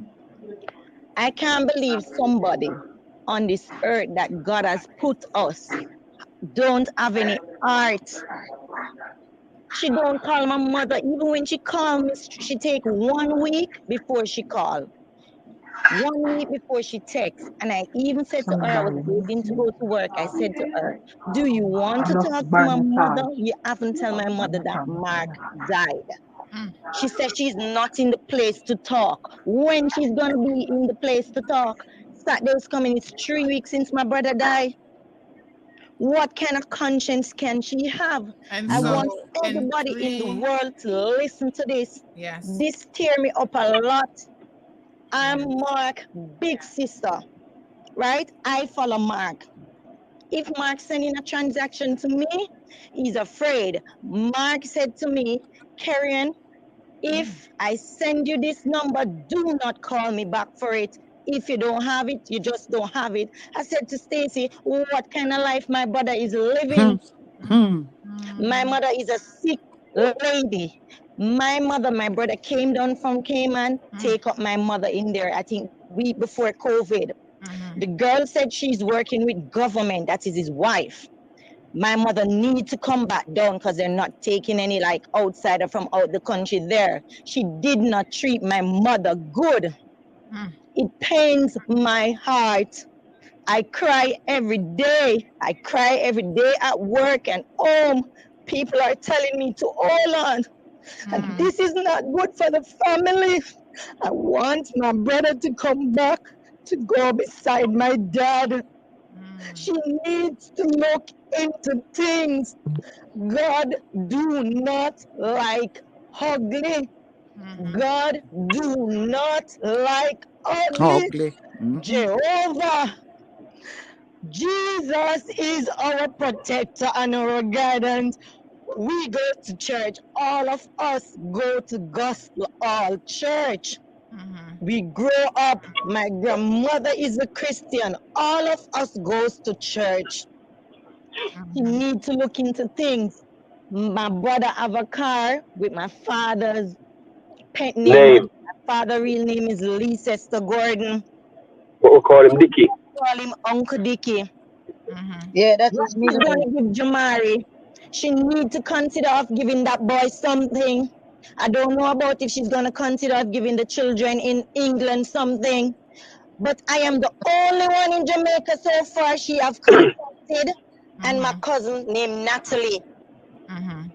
She need to consider the family. I could never marry a man and don't call the mother and say, Mom, you know that your son passed away. I am sad, but I don't know what to say. But we need to console each other. We need to be close to each other. It's a grieving time and moment for everybody. Call my mother and say something, no matter how hard it is. Even say, Mom, I can't talk, but you know, we are there for each other. Nothing. She did not treat my brother good. My mother went up there in COVID time, and my mother only spent 2 weeks. When my mother came down, she said, Karen and Stacy, over my live body right now, if you ever make me go back at Cayman, that's the end of it. I am not going back over there. She did not treat me good.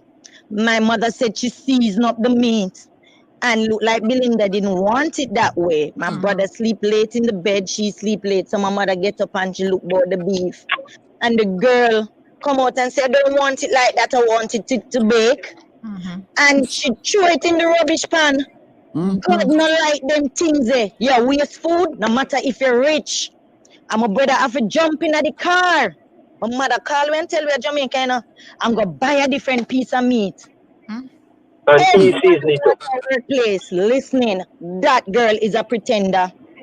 I was trying she's an actress out here. That's why she texts me all those messages and I'm putting it live to the world. I am hurt. It pains my heart. My father and my grandfather, my 4 parents, everybody's supposed to be grieving. Mighty God, God of Daniel, He knows everything and He sees everything. Just remember, you hurt a lot of loved ones. New York, England, everywhere in the world, they know Mark. Everybody willing to buy the ticket to come. And this girl is wicked and cruel. And I just want to say my mother wants to come on the phone and talk. So if you want me to put her on, I will put her on. Well, let's hear from his mother. I mean, I think we need to hear from, you know, the people who are being most impacted Just by talk to this. the lady, the radio So, lady. yes. Talking, Hi. the radio lady. Good morning. Good morning. Good morning, I'm ma'am. Yvonne Gordon. Good morning, Miss Yvonne. Mark, mother. Yes. And Tell us what's going on. The way Missy Belinda treat Mark. Mark shouldn't get that treatment. Mm-hmm. I remember one time when I was over in Cayman Mm-hmm. and I was going to fall asleep and I said, make I go and take out the clothes them that I wash, put on the line. Mm-hmm. When I go round the back, I see the two of them stand up round there. She was arguing with Mark for what I don't know. And I come back inside.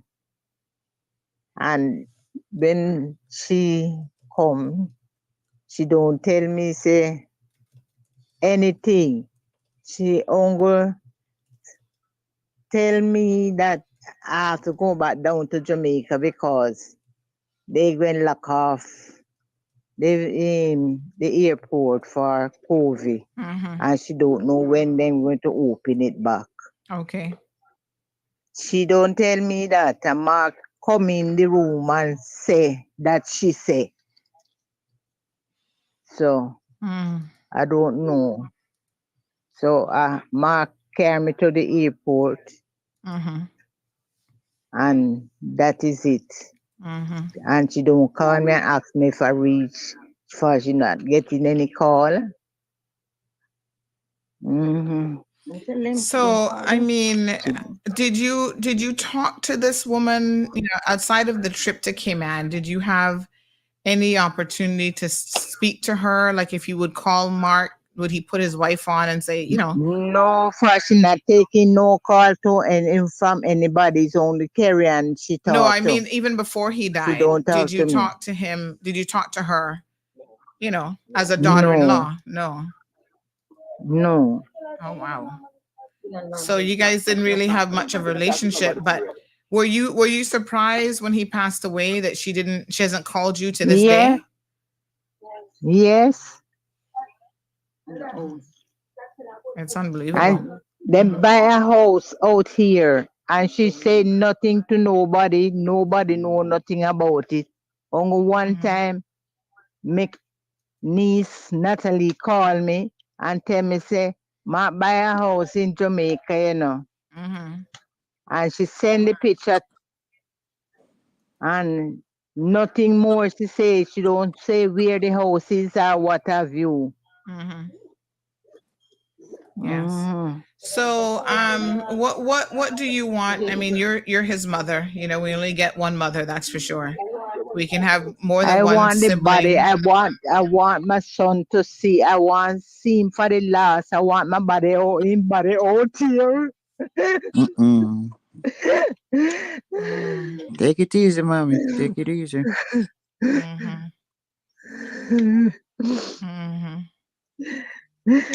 Wow. Unbelievable. So, someone said, well, if you guys don't speak, why would she call? But I think even if you don't have a good relationship with someone in a situation like death, I mean, do you not just Reach out and say your son has passed away? Yeah. My God. Whether you speak or not, I mean, I think there's certain things that you put aside during a time like this. So you guys just want the body back. Yeah. The first time I ever came, one time, from Iran was taken to the country.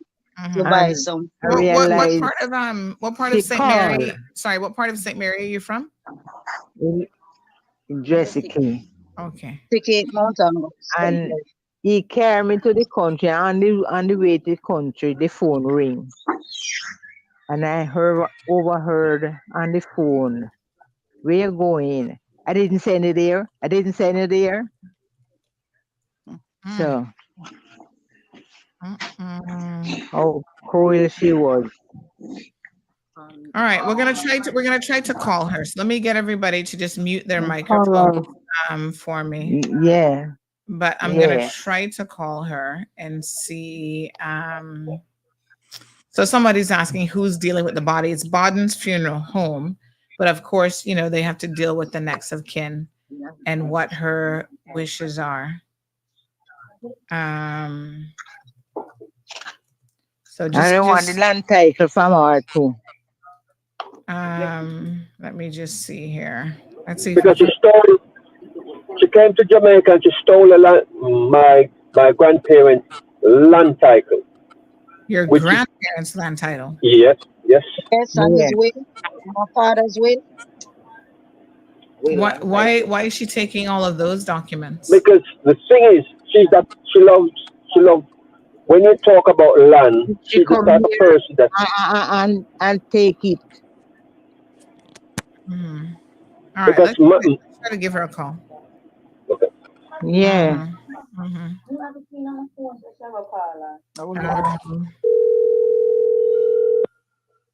No answer, baby. Tell you that. No, but answer. No answer. No answer. All right, just.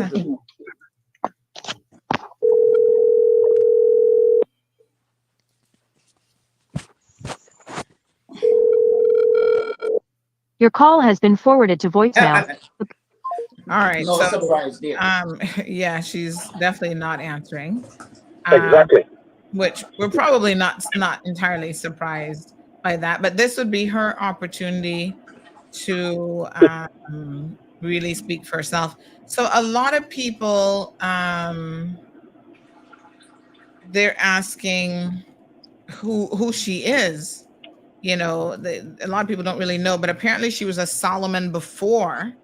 Yes, that's right. Belinda and married a named Garden.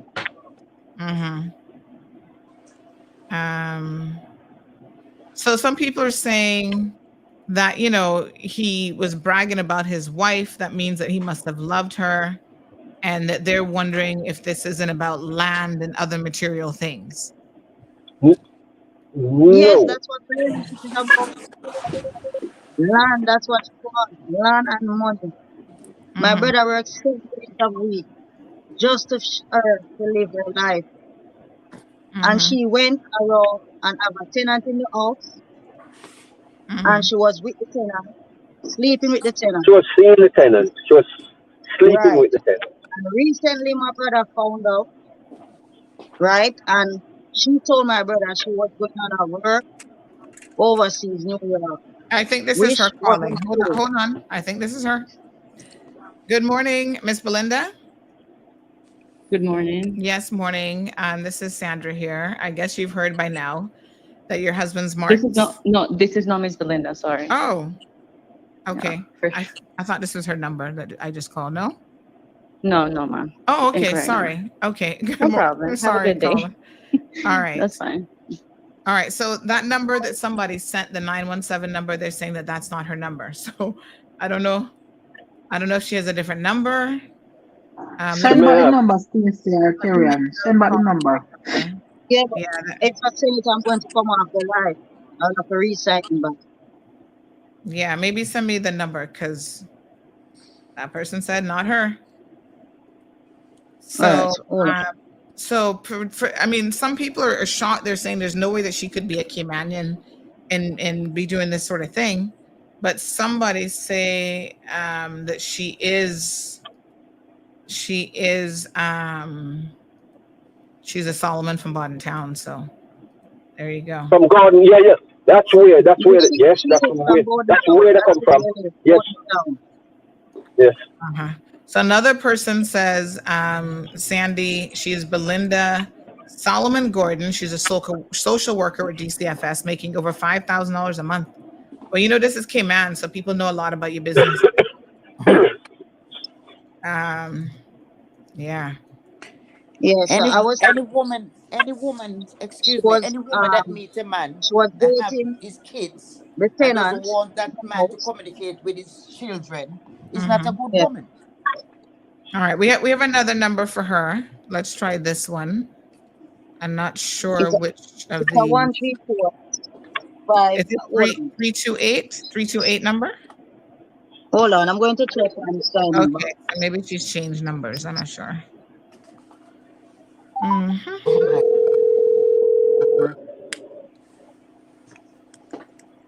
How dare you? Mm.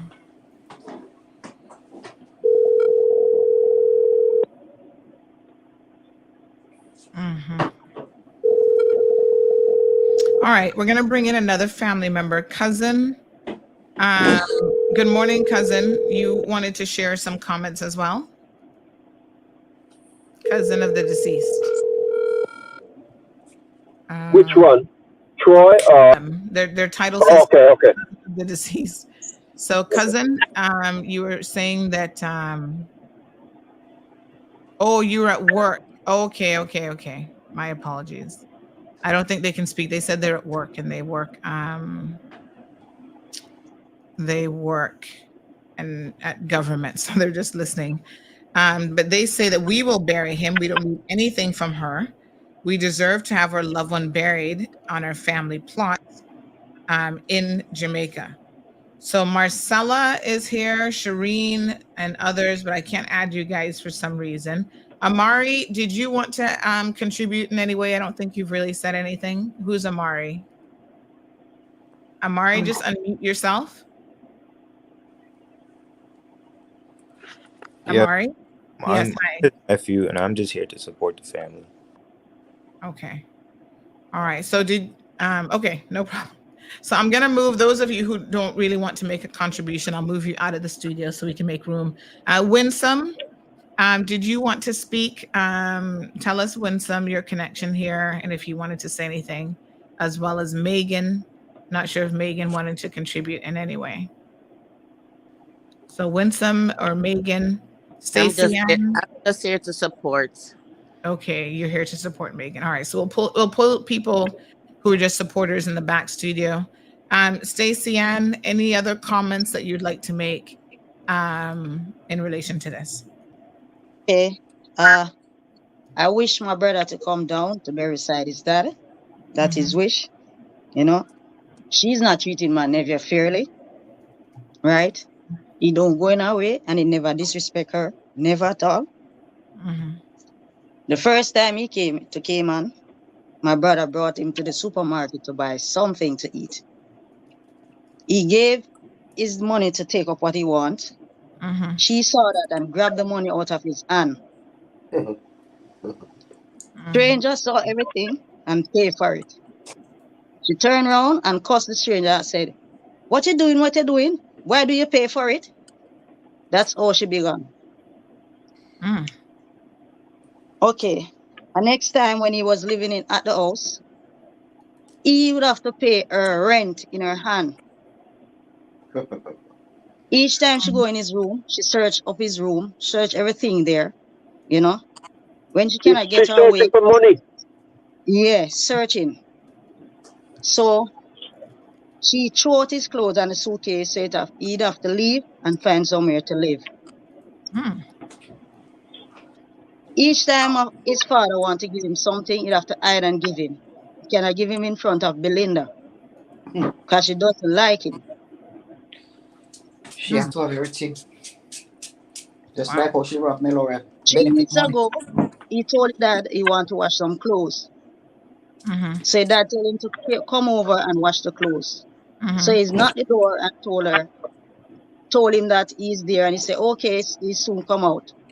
She first reached out and said, "What you doing here? What you doing here?" Man never didn't answer. Say, "Go ahead and wash the clothes." But by the time he look around, she stand up outside at the line, said she's going to throw the clothes off the line right there, or she will fight him or kill him in the house. That's what she told him. Wow. Evil. And this is Mark's son that lives in Cayman. Yes, that's right. Yes, that's right. My God. Because this is her house. This is her house. Yeah. This is her house, and she can do anything because she will get away with it. Because I can say that you come and trespass on my property. And I said to my cousin, you're not trespassing on because it's your father's house as well. Wow. At the same time, the brother, Belinda's little brother was there, and he began to curse my nephew, said he will whatever up to him. His name is Ali. Yes, so same time I come around and saw what Belinda and his brother was doing and said to her, please to stop the noise, and while he said that, she start walk him down and start cussing him and in his face and all of that, want to fight him off. So he said to Jamar, just take your clothes and come, make a drop you home. I'm have to take out the wet clothes off the line and his father drop him home.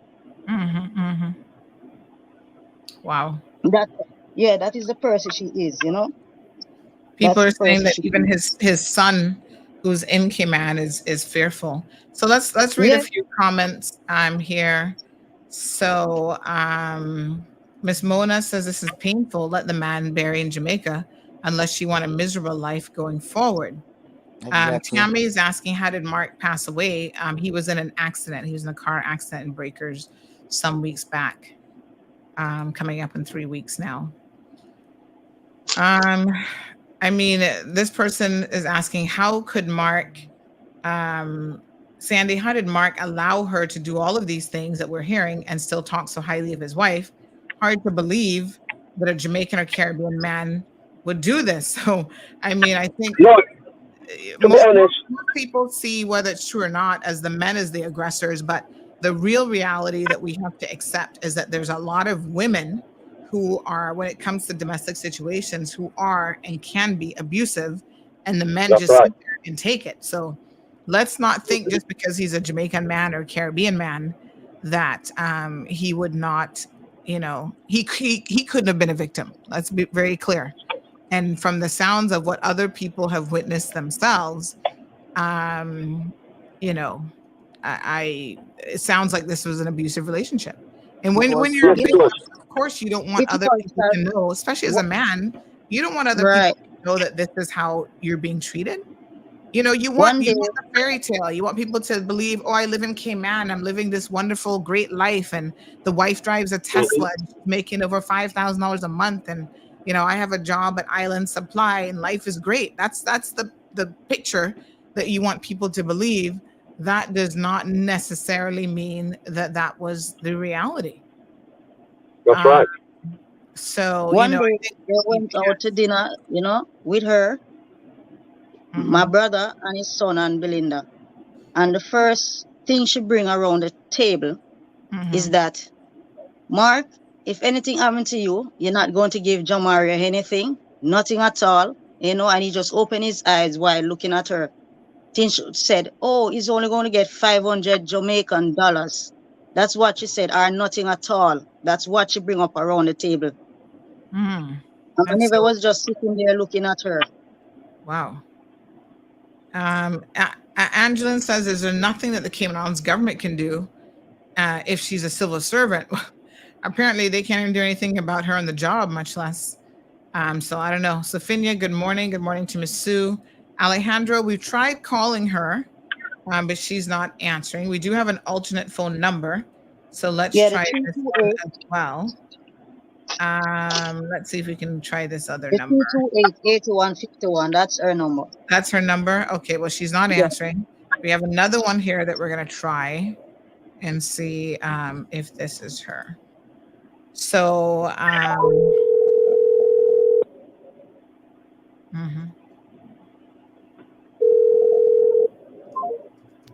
oh, that one hung up on us. No, that's definitely her. That's definitely her. That's definitely her. That's the attitude she's got. So, does anybody know how much money? I think you said, basically, folks, for those of you who may have been joining late, she had agreed to send the body back to Jamaica, and they were making plans. They already had the plot and stuff ready. Is this the plot? Let me just see. I had a picture here of someone by a grave site. Is this where he is to be buried? Just by yes, I think that is the picture that you got there now you're looking at is Mark bending over his dad's grave. Oh, that's him by his dad's grave. Yes. Right. So this is the plot in Jamaica where he has. That's right. Uh-huh. Is We his even son? go. Somebody's asking if his son is available to speak. Do you think his No, son? No, the no, reason why I told my cousin not to come on this chat because yeah, I do not want to, because I will take place to Cayman, fit Belinda. That if Belinda touch him, it's going to be a problem. She's that type of person will want see him on the road and will go up and hit him. And I tell you something, if that happens, she's gonna wish she never live on this earth. we even go ahead and ask her if she have any pictures that she want to put in the funeral program. The first thing she said is that same picture that you put up there. Isn't that true? No wedding picture. You mean this That's picture of him by the grave? Yes. Yeah, that's the only picture she sent in the phone. Send this to put in his funeral thing? Yes. Wow. When my cousin sent it to me, I said, "Is this woman mad or what? Not even a wedding picture." Oh my gosh, she's heartless. Wow, that's a bit demented. Actually, I don't know what that is. He came here sincere me, and I got him to speak to his daughter Kaisha, that she came to a wedding, and I told him where she was, and he went there. His remarks was, true, he brought my mom to look for his dad's grave, you know. He did want to spend more time with her because of Belinda. He didn't see daughter for years and talk to her. That's right. He don't speak to any of his kids over here. Right. And that child is so hurting right now. The Mark doesn't even live to see his first grandchild. Right. My grandson is so handsome. He's so, oh my God. Spitting image of his grandfather and his mother. Angela says, Angela says, I know a couple of male victims here, all because of papers. So in other words, they want to remain in Cayman, but they're willing to. What a hot mess. It's surprising. It's surprising how Mark put up with Belinda attitude and ways for so long. I'm so shocked. Unique says that, girl, I'm listening to Sandy and I've concluded that Sime a one and Nome a two is a true statement. That's true. Yeah, you never know with people, Unique. I mean, that's why I say don't swear for nobody. Sometimes you can't even swear for yourself, you know? True. Because you just never know. My niece even go out when she saw her dad in me and brought the news to him that she's pregnant, you know, and she's going to have her twin boys, you know. You don't live to see that. So this is Belinda now responding to the family or messaging the family. She says, I am disappointed that you all would have done such actions and take it upon yourselves to make contact despite not financially contributing towards his funeral arrangements. Do you guys made contact with the funeral home? Is that what this is? Yes, I was the one because we're not hearing anything about his body or what's going on after she said she wanted to send him. So I go away and search for the funeral home number and I got it and I called the person and that funeral woman was definitely picking up for her, you know, and said she's the wife. Yes, I understand, but I just asked him about is my brother body is there. He said no, the police will release. As soon as the police release it, he will go for it. That's what he said and hung up the phone. After he hung up the phone, he called Belinda and told her that I called. So she turned around and called my nephew and cussing my nephew about it. You know? And this was the beginning of this week. Yeah. So because she was anything my cousins sorry to interrupt. Why you being there? Are you there to contribute? So he didn't answer, you know? Because same time he was coming out of the funeral home, she arrived. So he did appear in mind. Because I was on the phone with him, so he just went home. You know? So she been cussing about contribution, which she didn't need no contribution because the workplace already pay for every single thing, just the body to come. and she did not sign over the money because they give her must check or invite, something like that. She did not sign over the money. So the workplace realized what's going on and called her back, and she went at the workplace asking for more money. More money twice. Right. So the workplace told her she must give back the money. That was the agreement to send his body to Jamaica. And I know she did not give back the money until now. She don't give it back. So she goes on to say, he may be your relative, but he is my husband. I have limited contact with your family, and I'm asking you all not to make any further contact with the funeral home regarding his funeral arrangements. As soon as all is in place, I will then give an update with the arrangement that was made. But that update hasn't come. No. That update hasn't come. So Angela says, sometimes we need to stop assuming things, because I have a friend here going through the same thing. The so-called wife never met any of his family except one of his sisters. Even up until the day they got married, she didn't reach out to his family. You have to be always asking me to send money for him because he can't do it because of the wife. And so that's why hate will come in. Wow. Yeah, that's what she is. You know, she don't want my brother to send no money for his mom, as my mom recently have strokes, you know, and when she hear that mom son died, she even take worse.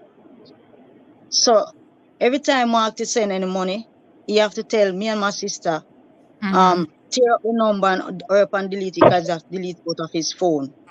She always check him phone. He cannot put up his children even on his DP or status, anything like that. It's just she. It's all about she, you know? Yes. He must have contact with us, not even his children. And that is so sad. Well, I tell you what, folks, there's a lot of people who are jumping into the conversation, and they are saying that one person even said, call her at work, because they're saying that she is really, they're like, listen, people don't know who this woman is, but she's really something else. Everything from not even wanting to pay her bills. She's always jumping from certain companies to other companies because she refuses to pay her bills. That's how she was in England. That's how she was in England. She don't like to pay bills. She drags him around to different things where she puts him to work outside of his regular job so they can make additional money. So I don't know who Belinda is, but from what I have seen and heard, my God, Queen Evil. She's an evil, manipulated.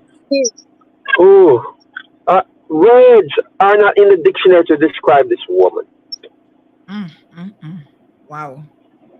That's how disgusting she is. I saw Denver asking whether or not anything could be done since she works for government. There's poor Mark.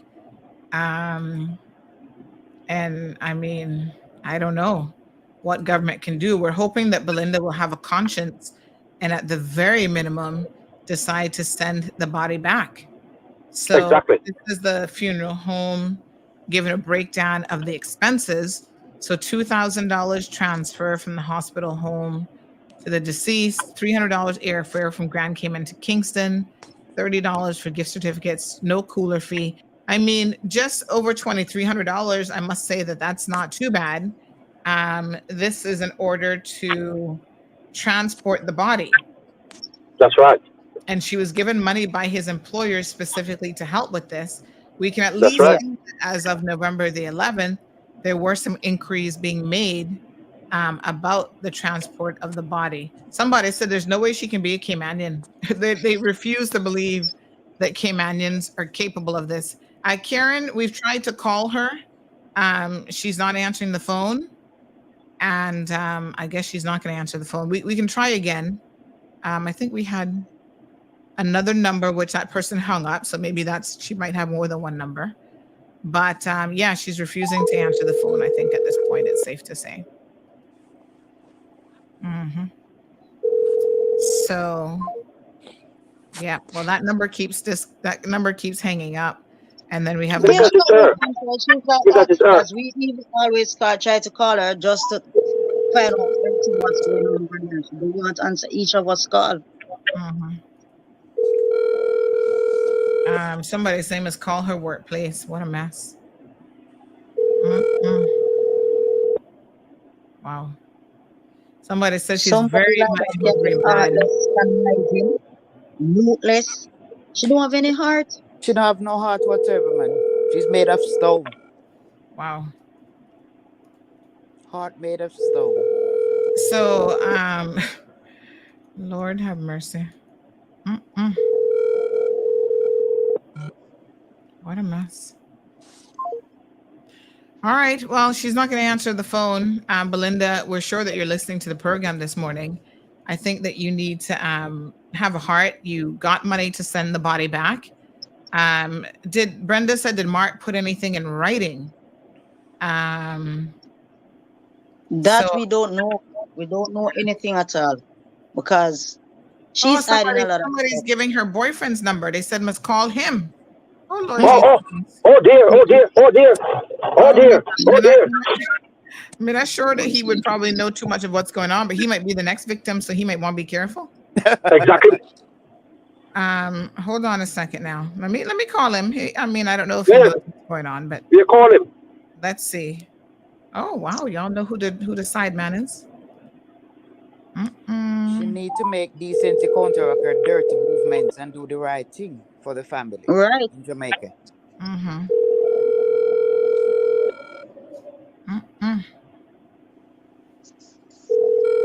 One of the family members says, how can the family hate her? We don't even know her. When she comes to Jamaica, she only stays in the car and gives him orders when she's ready. Yeah, that's what she does. He cannot spend even 2 minutes with his mom, 2 times she came out of the house in the car and she's like, Mom, come now. Hello, sir.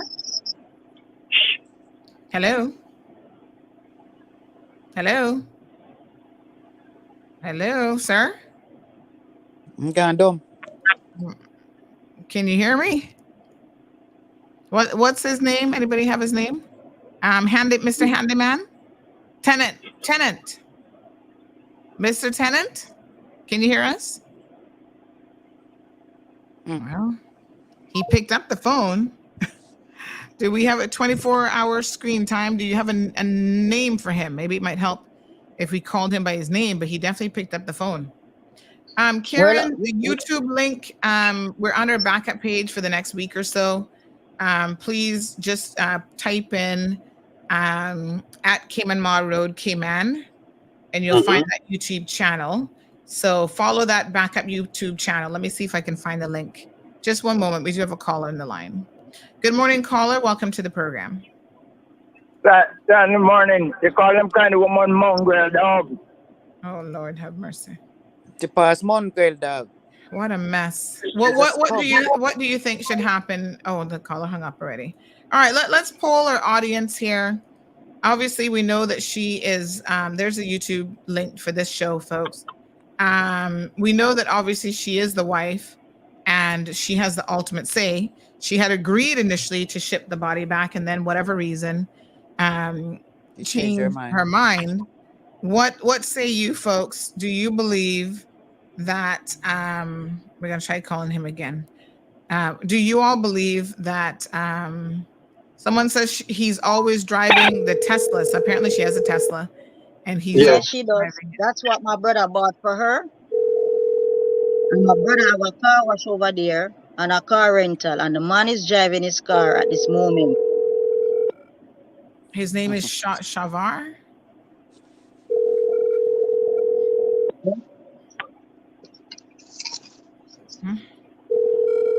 Now he's not going to answer. You have reached the voice number of 3. Wow. Just hit Guilty as chosen. Guilty as chosen. Yeah, well, hit the button on the Tesla on the screen. Guilty as chosen. All right, folks. Let's go ahead and take a poll here this morning. Who is in agreement? I was hoping we could get a little poll going. Someone says, and Sandy, one of Belinda's family members right now is destroying another man's marriage. So that's another one. What a man. It runs in the blood. The road in the family, man, straight down the vine. Oh my. Somebody says, I'm sorry, I was thinking that she couldn't be Caymanian, but if she is a Caymanian, she's a wicked person. Give his mummy the last of the body. Now That's hearing right. all this about her, they should put her in the casket too. Oh Lord Jesus. Yeah, because 2 weeks, So, 3 weeks ago before he died, you know, it was on the oh, but same day hold on a actually. second. Hold on a second. Wait a Hold minute. on, hold on. So she is an author. She has a book. Somebody found her on Amazon. Apparently, she's written a book. Yes. I saw some of that on her Facebook My page. Her God. Facebook page is Unique BG. People Okay, can one go and look on second. that Good page. morning, caller. Good morning, Sandra. Morning, my dear. What are your thoughts on this? Should she just give the family the body? Okay. Well, actually, Sandra, this is one of those cases that not necessarily what is right is what is legal.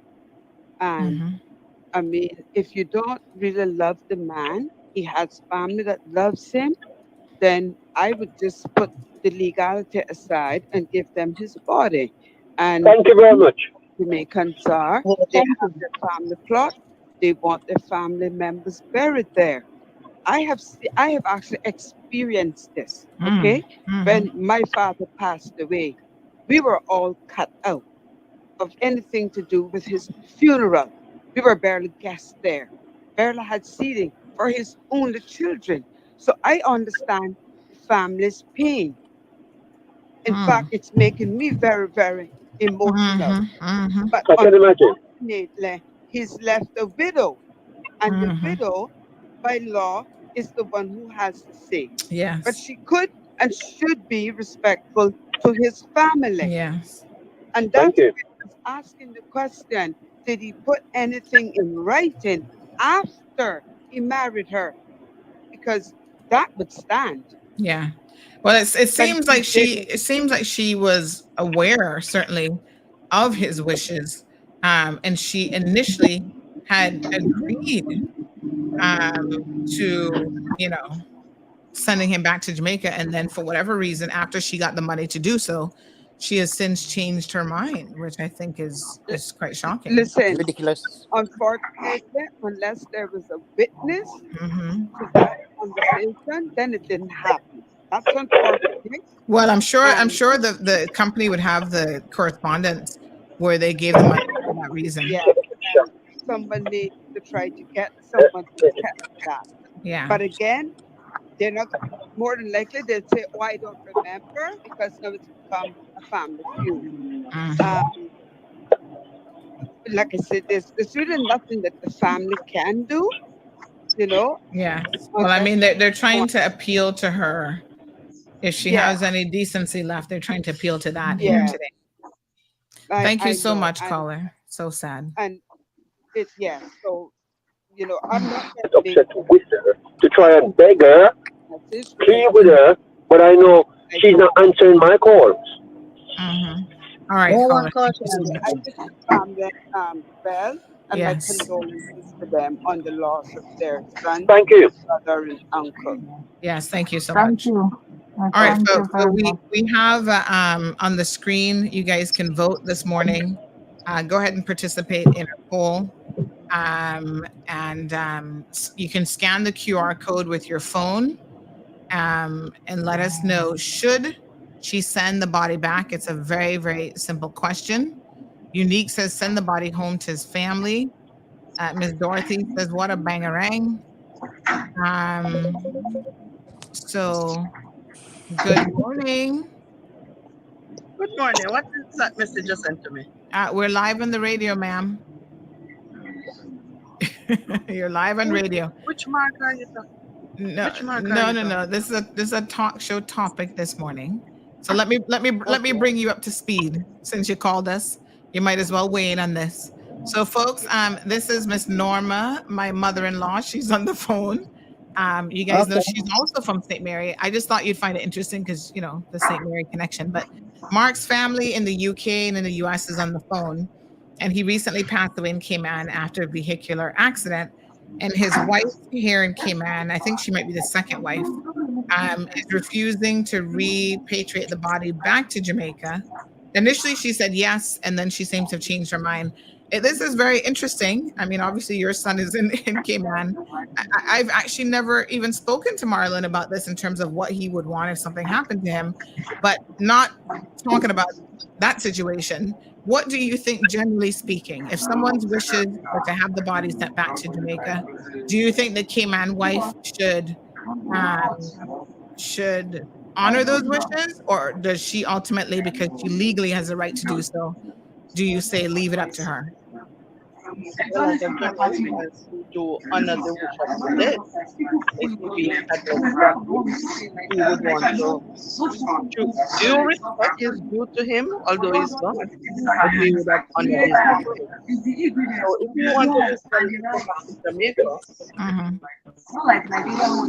yeah, is she married? I don't know. She's wife, first wife, or second wife? I think she's second wife. Yes. Okay. All right. I don't know if she would have some connections in Jamaica, but from a Jamaican point, your respect is still due to the dead. All right, my dear. We'll continue listening to the show. Thank you so much. Appreciate it. Thank you. All right. Dear. Have a good day. You too. Bye-bye. That's my mother-in-law, folks. She said respect his wishes. Good morning, caller. Welcome to the program. Hi, morning, Sandra Lavon. How are you? Morning, not bad. How are you? I'm awesome. Getting to work. Yes.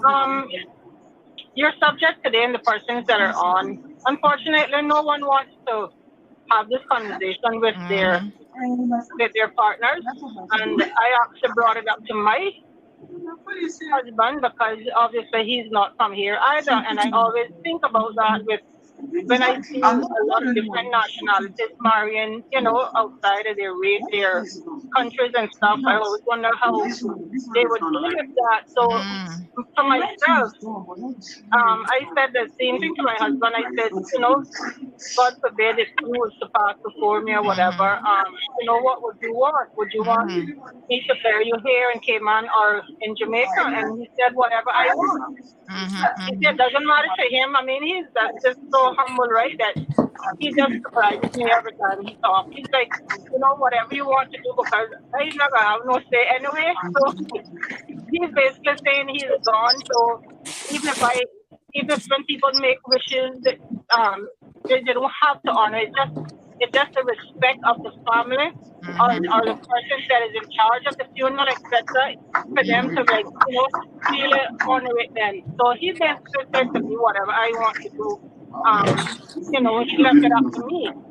But then again, in respect for the my condolences goes out to all of you guys. Personally, myself, my personal opinion is my husband's family is awesome. So I would not in a million years, no way want to even not include them. So I would include them in anything that I would. That's me personally. But again, obviously, that's not everyone. So everybody deals with things differently. And I guess it also, I'm not sure this relationship with these third person sounds really, really outrageous. I don't know how somebody, even if it's just one family member that don't like the person, but the whole family, that speaks in volumes right there in itself. So something obviously was wrong. I was in an abusive relationship, and I know how that is. You still kind of keep that face on the outside for the public, and then so and I stated it in a comment there to say, especially men, you're not going to get men that are in an abusive relationship to just come out and say it, because they're going to start worse if they're not going to say it to their guy friends, because it's going to seem like use of this, and how guys are, and put him down, and so that makes the person feel even less of a man to even try to admit anything like that. And family members, I was listening from the start. Family members blatantly stated they know that they've saw things, heard things, etc. So obviously something was going on there. But going back to the respect, I would say if I was her, I don't know who you are, wife, I would say please do the right thing. I just think the most hurtful part, I don't even know these people, the most hurtful part about that for me is not picking up the phone and calling his mother. I don't care. I mean, nobody else but call his mother. That's the one that really hit me, and I don't even know these people. I feel that my heart cannot even call his mother and see family members. And obviously they're close-knit family. It's not like there wasn't communication with the young man and stuff. 50 years is still young. I just turned 52 and I'm young as hell. I'm just saying, Yeah. Anyway, you guys, I do extend my condolences again to you and your guys, your family. And I just hope that something touches something or someone touches her heart today and make her rethink what she's doing. That's my 2 cents on it. You guys go and vote if the body to send back, please. Yeah.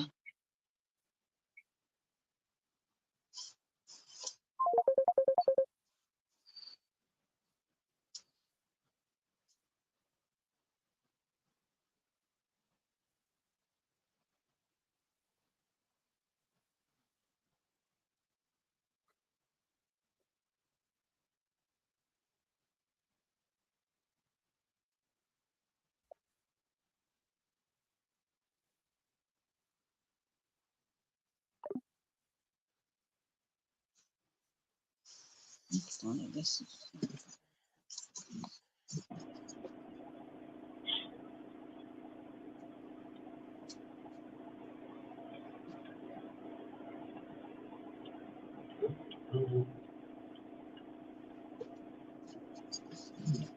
so heartless, man. She's so heartless, boy.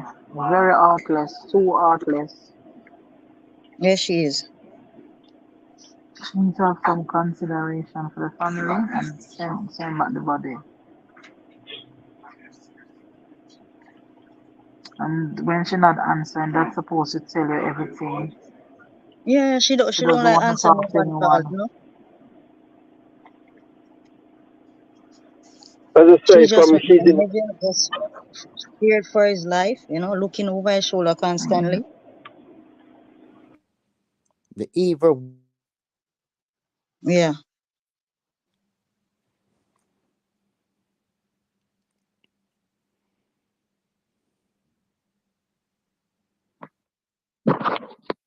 Oh my gosh, sorry, I had muted myself. My apologies.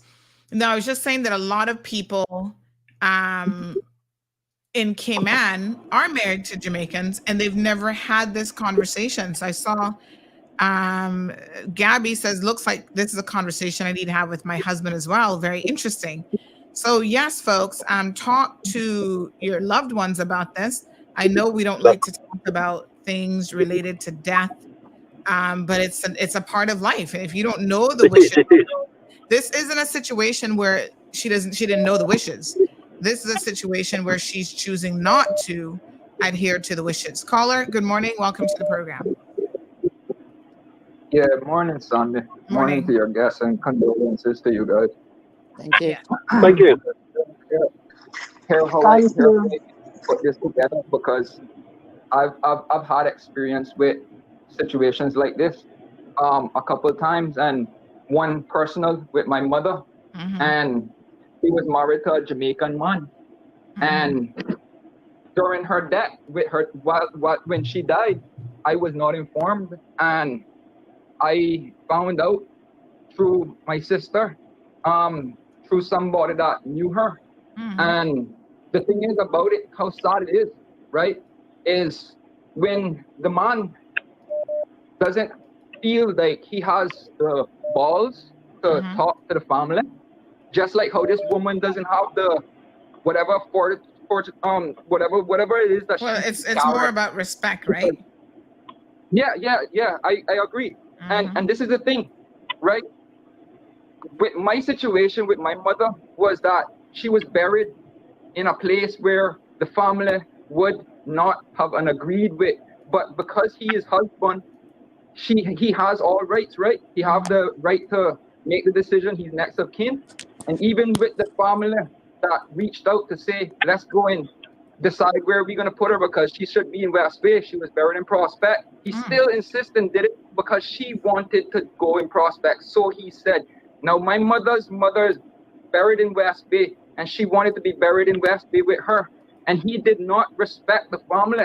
And I can see this same woman that this man is married to is the same exact way as my mother's husband. And that is a very evil person. Yes. That is a very, I very agree. evil person. In my heart, I think that is a very evil person. And I think that she should be buried in the sea. All right, caller. Yes, I agree. All right, 936-2626 is the telephone number. I see a few other people were calling. Give us a call back, 936-2626. So we have a poll question going here, folks. Very straightforward poll question, really, is whether or not she should exercise her ability to keep the body. And you know what? At the end of the day, we are well aware. Somebody else said, maybe contact one of your lawyer contacts to see what they can do. And I can assure you that because she's next of kin, and this is where, you've got to, you have to know what the legal limitations are. As next of kin, she has the ability to do with him as she wishes. And if he didn't leave a will to say, this is what I want to be repatriated to Cayman, then it's really entirely up to her. So That indeed. it's such a sad situation. But yes, that's caller. Good morning. Good morning, Sandra. Sorry to call you a second time. But I just thought I would say that this would be a good time for all your listeners, whether they're married to Jamaicans or married to another Caymanian. You don't even have to tell your will yet, but you can certainly do a letter of wishes. And once that is witnessed and notarized, a letter of wishes concerning what you want done after your pass, okay? And once you have that, you give a copy to the funeral homes, and they're bound by law to respect the wishes of the departed. So it doesn't matter what any other family member wants, including the surviving spouse. The funeral home is going to do what the wishes say. So I know it's too late for this So unfortunately, gentleman, there's no one but that can override this if she decides not to. no. Yeah. Like I said, unfortunately, it doesn't work for this gentleman. That's why I asked the question: did he make any wishes after marriage? So this person who actually marriage works, occurred. we've got someone here who works at a funeral home, and they said that that's actually not correct. That you can't do this. Not correct. That you can't do the wishes. So let me just confirm exactly what. If it is confirmed, I was told.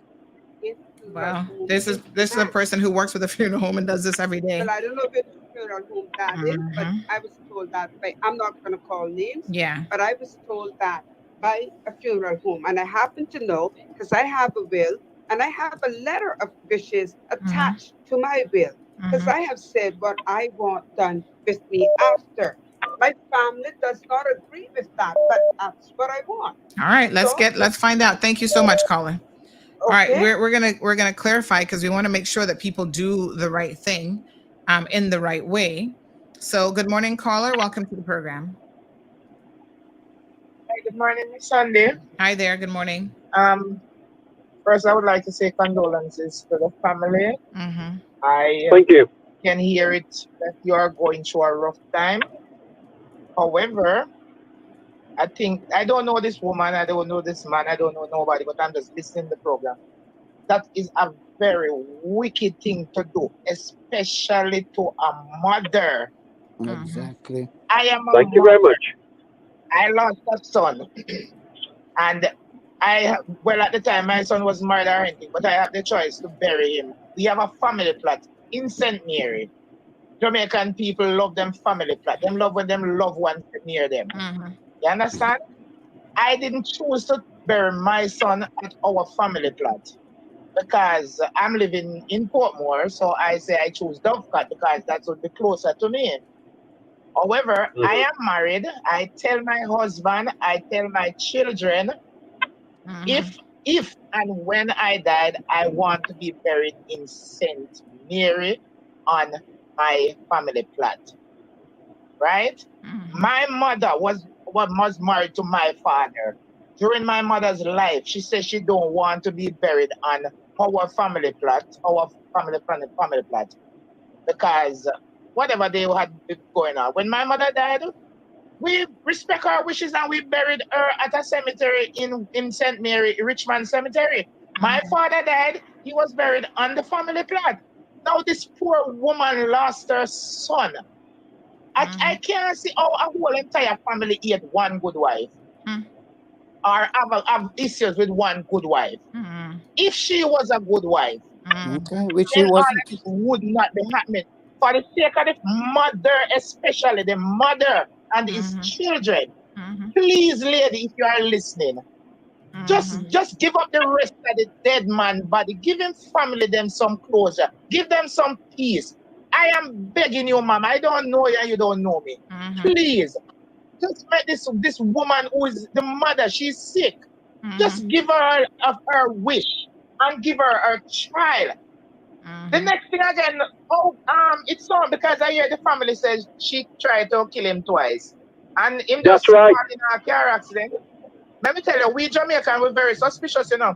Very How much. the car accident they go? How the car accident they go? Who? Exactly. This woman, if my husband, please God, don't make my husband dead. But if my husband died before me, whatever for me and his family to come together and do, that is what I am gonna do. That's She right. don't enough to him from early children, them. Jesus, man. Lady, please. Just, I would even talk for the cousins and the uncles and the whatever. I'm speaking for the mother. Mother. Thank you. Yes. Not easy So to I lose a want to child make to stand up. sure we have an online poll up, but some people are asking if people are voting in the wrong way. So the question, you got to make sure you read the question. The question says, should she send the body back? It's yes or no. A lot of people are saying no, but they're wondering if people, because some people are saying no and then voting differently, if you're understanding the question. So, you know, read the question carefully. But there are a lot of people who are asking, given the nature of this relationship, a lot of people are now questioning how the man even died, which I'm not saying. That is what you know. Oh, the man died. Yeah. And let me tell you something again, Miss Sandra. Yes. I saw somebody comment and said, man, no Jamaican man go through whatever the family say he was going through. Yes, a lot is it. When we say a lot, but you see, man, then first of all, I know man get raped, but they will never go to the police. You understand? Man full of pride. And you have to understand that's how man is. Them never go out and cry and say, boy, my wife just beat me up. Because them friends are going to laugh after them. In turn, if me as a female, my husband beat me up, which he won't, and if him hit me, and I go out and I say to my girlfriends, them, you know, my husband just beat me. They say, come, we are going to station. You know? And everybody go and give a statement, but the man is not going to talk. So yes, he was going through it. They are not. So, I believe every word. Vanessa says, remember that the Bible says that your kids don't belong to you. Let them go. Is that a joke, Vanessa? I mean, I don't think you'd feel that way if it was your daughter, your only child. Exactly. Come on now. The Bible said the children is God's children. You are the caretaker and the caregiver. You never. I know let go my children. I don't know what. I don't care what nobody said. My son died on the 27th of January. And every 27th of January, I find myself crying. Sometimes, up to the other night, 16 years now. Up to the other night, I just get up on the mind and I'm going to the living room. And when me tell her, say, my ball. What happened to you? I say, me warm back my son. I know it's impossible. Right? But that's my child. The Bible not tell you to give up your children. She's reading the wrong Bible. Come on, man. This lady, I don't know her. I wish I would never know her. But please, ma'am, you are listening to the program. We know you are listening. Please, for the sake of the mother, just send back the man. Oh, my God. The police, them need to investigate how the man did. All right, caller. Thank you very much. Thank you so much. And again, family, Please continue to pray. God will answer your prayer. Please pray. And we all here will be praying. Okay, Right. sir. Thank you so much, Mr. Andy. So the question is, should this wife send the body back to Jamaica? So someone said maybe we need to just clarify the question. Let me see if I can edit the question. How do I edit the question? Stacey. I'm not even sure how to edit the question, to be honest. Stacey, you see that? So hold on. Let me see if I can edit the question, and then You we'll see that, upload it. Stacey? All right. Caller, good morning. Welcome to the program. You see that? Hello, caller. Hello, Stacey. caller. Oh, okay. Not sure what's Stacey, can you happening. see that? Just remember, we can hear you. We can hear you on line. So 1 second here. Good morning, caller. Welcome to the program. Hi, good morning. I just Good wanted morning. to make the comment, not saying this is what happened in this case at all. I just wanted to put this out there for people that are unsure of the abuse that men can go through because they believe men are so masculine they would never accept this abuse. Please take out your papers and pens. Please pay close attention. Please look up Jordan Worth and Alex Steele. That is a couple. That's a trial that went to case. It's a terrible case of abuse by a woman to her husband. Small woman, it happens. Some people have the mindset to break people, and some people are susceptible to this. This is Jordan Worth and Alex Steele. Please watch the documentary. It will amaze you. Thank you so much. Thank you. Yes, I mean, listen, folks, this is nothing. It's no laughing matter, and it just demonstrates, I think, why we need more education around this topic, because so many of us still remain confused that a man can be a victim. I mean, I'm surprised that so many of us are confused, but there you go. Men are capable of being victims, and size. We should remind you that size really has nothing to do with it. Just because someone is bigger does not mean that they're going to hit back or do anything. And maybe that's what some people are counting on. So someone, just to clarify the point on, you writing down your wishes, this person who's well-versed in this topic says that a deceased human being is considered quasi-property. They possess property like right, and as this, the next of kin can decide all things for them. You can ask, and tell your wishes, but that does not mean that there's no legally binding way for you to tell someone what to do with your body, which, this is what it is. So they said being respectful and following somebody's wishes is a different topic. Exercising the right of the next of kin is what is being discussed. And you cannot write any note and have it notarized in any way, shape, or form or signed by anybody that tells them what they should do or should not do with the body. I thought maybe you could put it in the will, but okay, then maybe not. So she seems to be an author as well. I see here some of her listeners have sent, books. Apparently she writes children's books of all things. And she actually has her children's books for sale at a local bookstore. And that's Belinda. And you can also find them on Amazon for sale as well. Isn't this ironic? Mark's Beach Day Out. She used her husband's name in the title of that book. And she says here that Belinda P. Gordon was born and raised in the Cayman Islands, in Grand Cayman of the beautiful Cayman Islands. She has resided in the USA, the UK, and currently lives in her hometown of Boddentown, Grand Cayman, with her loving, wonderful, supportive husband and their dog named Rusty. Belinda enjoys traveling the world, photography, art, fashion, music, dancing, and fine dining. When she began, yes, that's right. When she began her journey as an author, it was more of a hobby, and now it's her second job. She tries to write books to meet all the various needs with attempts to keep the ideas and storylines flowing. Belinda P. Gordon is the author of the children's novel Island Boy, Mark's Beach Day Out, ABC's on the Beach, 5 notebooks and has many more to come. So there you go, folks. She is an author and has apparently published some children's books. Wow. What a mess. So incredibly sad. To me, this is very, very simple. You know, she obviously knew what the man wanted. Why not give him? I mean, what is it going to take from her? What is she going to do with a body in Cayman? You know, like you said, she can have the funeral service. She's having a private service, which means that she doesn't want anyone that she has not invited to attend the service. She seems to want to control a lot of elements of the situation. But at the end of the day, why not just respect this man's wishes? I'm not following this. So Charles says, well, I hope she's ready for his soul to haunt her, seeing him all over, and hope she doesn't go crazy and commit suicide. Don't neglect somebody's last wishes and deny his family, worse his mom, their comfort of putting him to rest.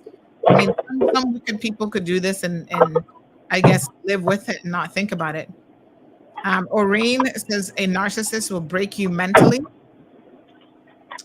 Gabby says, I know in my case, I would respect my husband's wishes, but I would be torn about it, especially that we share a child together. You know, I think a lot of you need to have these conversations now with your spouses to find out what their wishes are. Gabby says fakeness at its best. Misha says she should probably write another book called How to Be Heartless. Oh, God. Oh, my God. Wow. Brenda says, Sandra, you should probably get a lawyer on and hear them. If that person is correct, then a lot of people have been incorrect in their incorrect by their lawyers. Well, not all lawyers are equal. I wonder if hold on, let's see if we can ask a lawyer. Hold on now. Let's see. We can ask Kyle maybe. Let's see if he can take a quick call. Okay. All right. Let's see if we can get Kyle on the phone. I'm sure he's well versed with this. Some people say, good morning. I heard it's only 3 staff members from her workplace that she invited. Lord Jesus. She's not a Caymanian. Her background, mother and father, says this person. They're still not convinced. She's a Solomon from Bodden Town. I mean, I don't know who she is, but I'm hearing she's a Caymanian, so I don't know. This person says the last testament and will in the U.S. informs of burial wishes, but it's up to the next of kin to carry them out. This person says, honey child, I'm in the barbershop, and guess who roll in? Oh, that's so funny. And CMR is on in here. Oh my gosh, that's so funny. All right, from his, not hers. Oh, so she's only invited 3 of his co-workers to the funeral. Wow, after they gave her money to deal with them, to assist with the man's funeral, she wicked beyond. And the other thing as well is someone was mentioning earlier that they had a candlelight vigil for him, his workplace, and she didn't even show up. She didn't even attend. Boy. She's as cold as ice. I don't know what's going on here, but geez, peace. Lord have mercy. Let's see if we can ask a lawyer. This is like phone a friend, phone a lawyer. Hey, Sandy, what's up? Hey, Kyle, got you live on radio. Got a legal question for you about wills and instructions when you die, right? So if a person dies, no will in this case, but they die, is there any way that they can leave a note that is notarized or signed in some other way to say, this is what I'd like for you to do with my body? Is that legally binding in any way? A specific in relation to how their body is disposed of? Yes.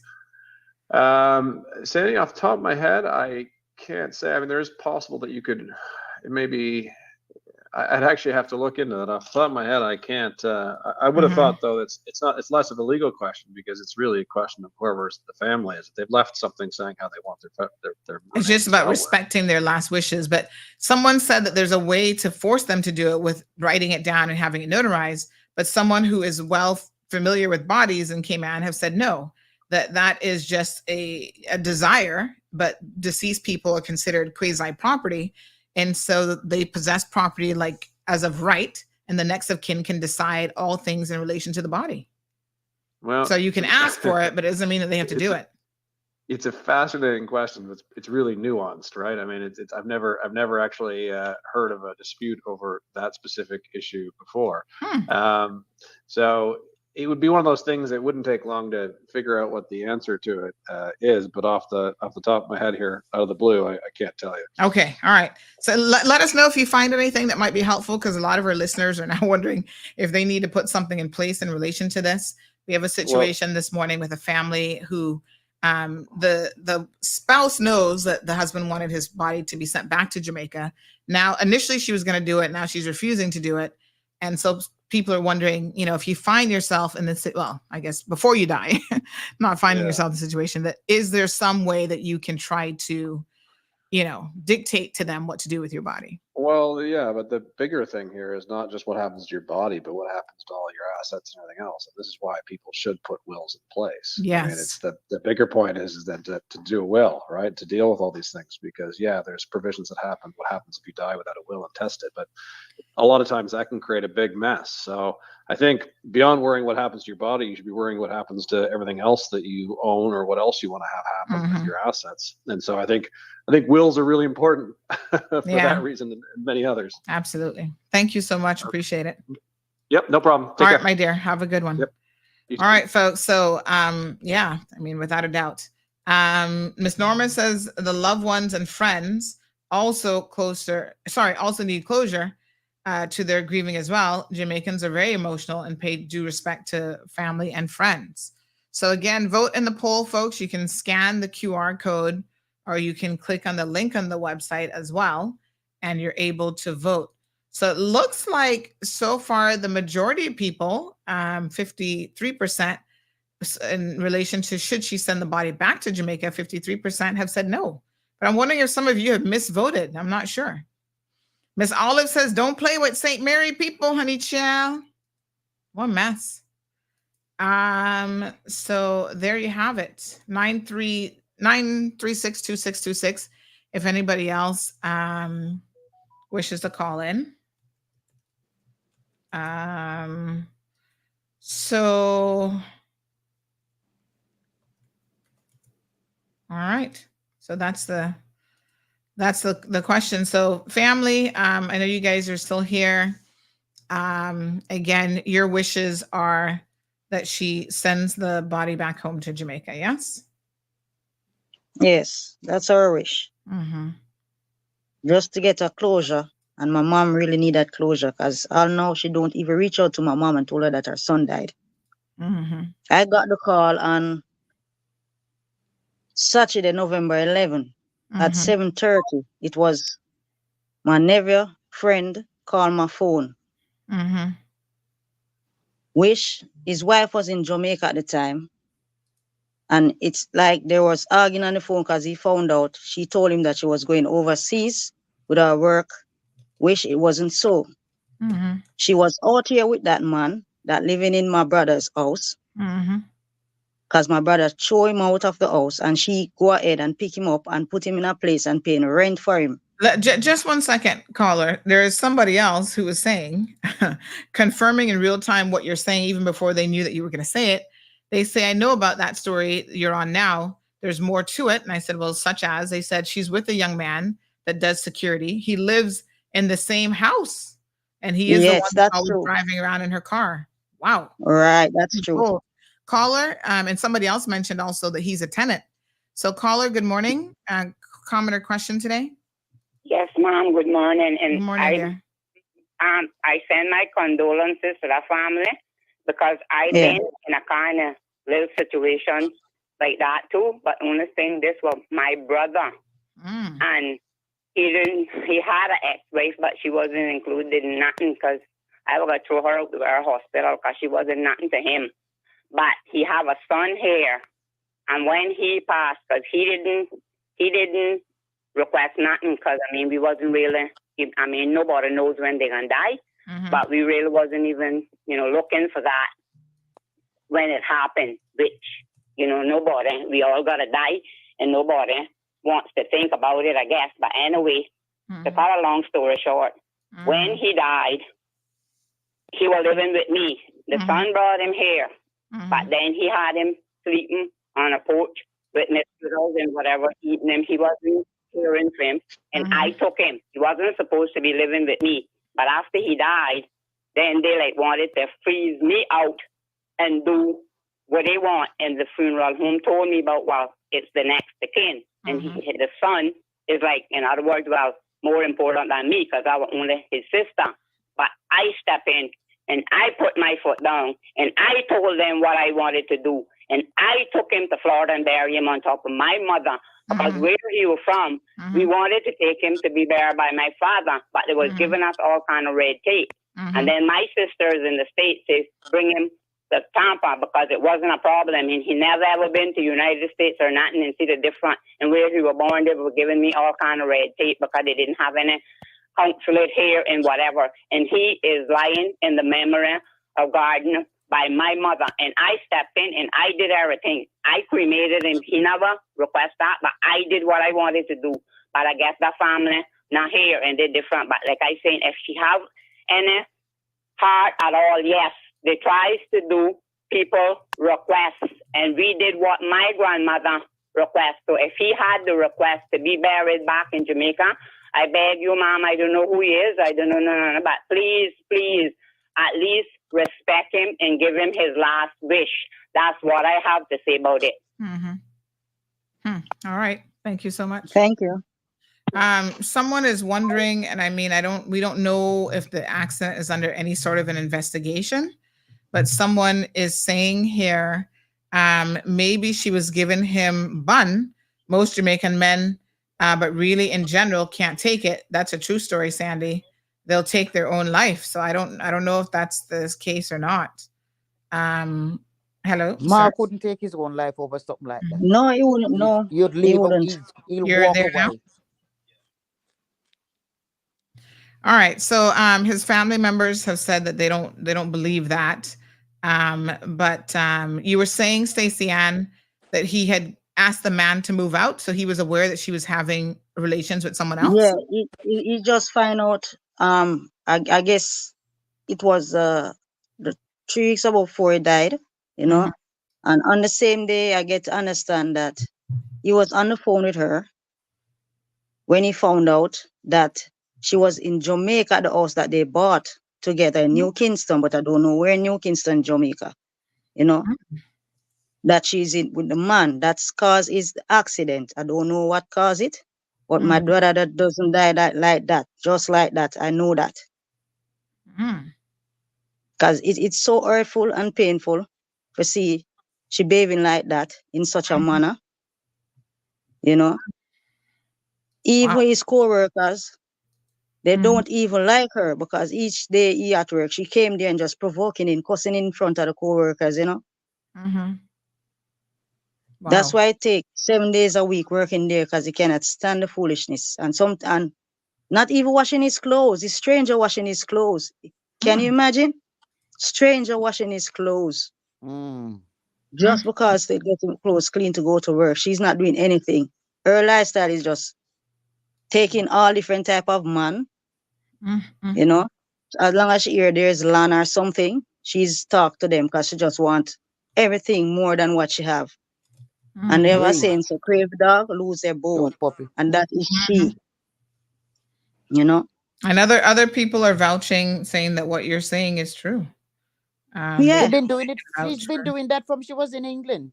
She wasn't faithful to Mark when Mark was here. That's why everybody know that Mark didn't go to Cayman of his own free will. He was forced to go. Wow. Yeah, my brother is so fear for his life, and I don't know. And he was going back to England to live before he died. he was going back That's there. why she get rid of him. Right. You know? That's the Because dream I got. he He wanted to said see he his was coming kids, home. you know, and he He was told going to take his son. But unfortunately, this had happened. Yep. Wow. My God. Sad. Jeez. She doesn't even want the son at the funeral, you know? And that is so sad. That's how evil she is, man. So she told queen him of yesterday evil. that he must come today, this evening, 4:00. She going to make arrangement in the funeral room for him to pay his last wish to his dad. The same day it happened, my nephew went to the hospital to see his dad, and he didn't because of she. Whatever call she make or what, and I know she don't go there and identify his body, right? She sent her sister and her little brother there. My God. That's what she did. And my nephew cried because he didn't get to see his dad because she don't want him there. And she's telling lie that, oh, Jamar don't go there. And he did, because I was on the phone with him when he was there, and he could see his father's body. I know he don't see it. Oh, God. Wow. His firstborn, you know. That's My so God. crazy, man. My God. So sad. Miss Darlene McKenzie says, Sandra, I will change my name and nationality if this Belinda's a Caymanian. She says grandparents and parents. Well, I mean, she was born here, so I don't know who the grandparents are if we need to go that far back, but she's saying that the wickedness can't come from a Caymanian family. The sad thing is, you can't vouch for nobody, Miss Darlene. It's just very, very, very sad. Unbelievable. I wonder if she's planning to come back to the UK. Don't make Melora catch her. Wow. Wow. Yes, it's All right. really sad, you know? Yes, I mean, without a doubt. So we're going to have to wrap up the program now. I mean, I'm so sorry for your loss. People are free to vote in the poll. We'll keep the poll up later. We know that the poll is not binding in any way, but it's just to give an idea, folks. You know, maybe Belinda's listening to the program, and she will. She's listening. I'm sure of that she's listening. You know, that's why she's not answered the phone calls this morning. But you know, maybe she will. You know, somebody says she's definitely a Caymanian. Somebody says she's Caymanian. So you know, we can't swear for nobody anymore, not even our own people. Yes, that's true. You know, thanks for having us on the program. Yes. Thanks very much. I appreciate it a lot. Okay, Thank you so much. All right. Condolences to all of you. So Thank sorry. you. Thank you. Yeah. Bye. Talk to you, Tracy. Yeah. All right, folks. Bye. You know, at the end of the day, the family has come together. And I must tell you, in a way that we often don't see families coming together. There were a lot more people behind the scenes on the show who were just there to show support for the family.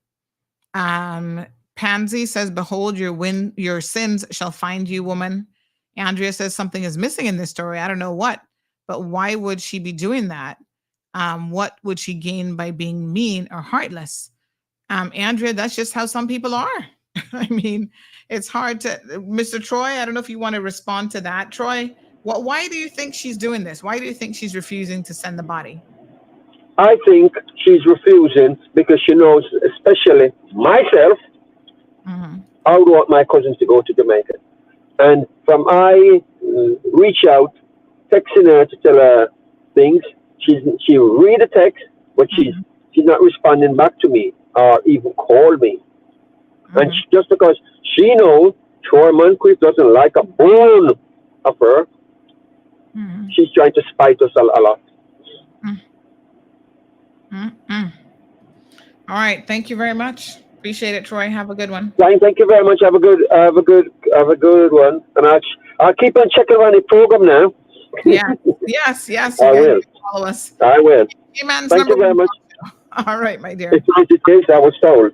Yes, thanks very much. Thank you very much. Okay, dear. So yeah, we've trying to help this family. They're all over the UK, the US, Jamaica, and this is quite an unfortunate situation. Belinda, I don't know you. You know, these people are saying you're a Caymanian, you're from Bodden Town, you were Solomon before. You know, what a mess. All I want to do is really appeal to you. You know, if you have any degree of a heart, a soul, you just want to do the right thing in life, you're writing children's books for God's sake. I mean, it strikes me as interesting how people believe that they can put on this outward appearance. They can dress up. You know what Aunt Lotta used to say, right? You put lipstick on a pig, it's still a pig. You put a gown on a pig, it's still a pig. You can dress up and you can fool some of the people some of the time, but you can't fool all of the people all of the time. Belinda, there's too many people. Set aside what the family has said. They've witnessed, they said, abuse. They've witnessed you kissing another man and taking money from him in the UK that was not Gordon, not Mark. You know, everybody. Let's set them aside, right? Let's say that they have an interest in making you look bad. There are too many other people that are speaking truth on this woman, what I believe is the truth. And these are high-ranking society people from all walks of life who are saying, Sandy, this woman is something else. Start doing some serious digging and you will find out she's not easy.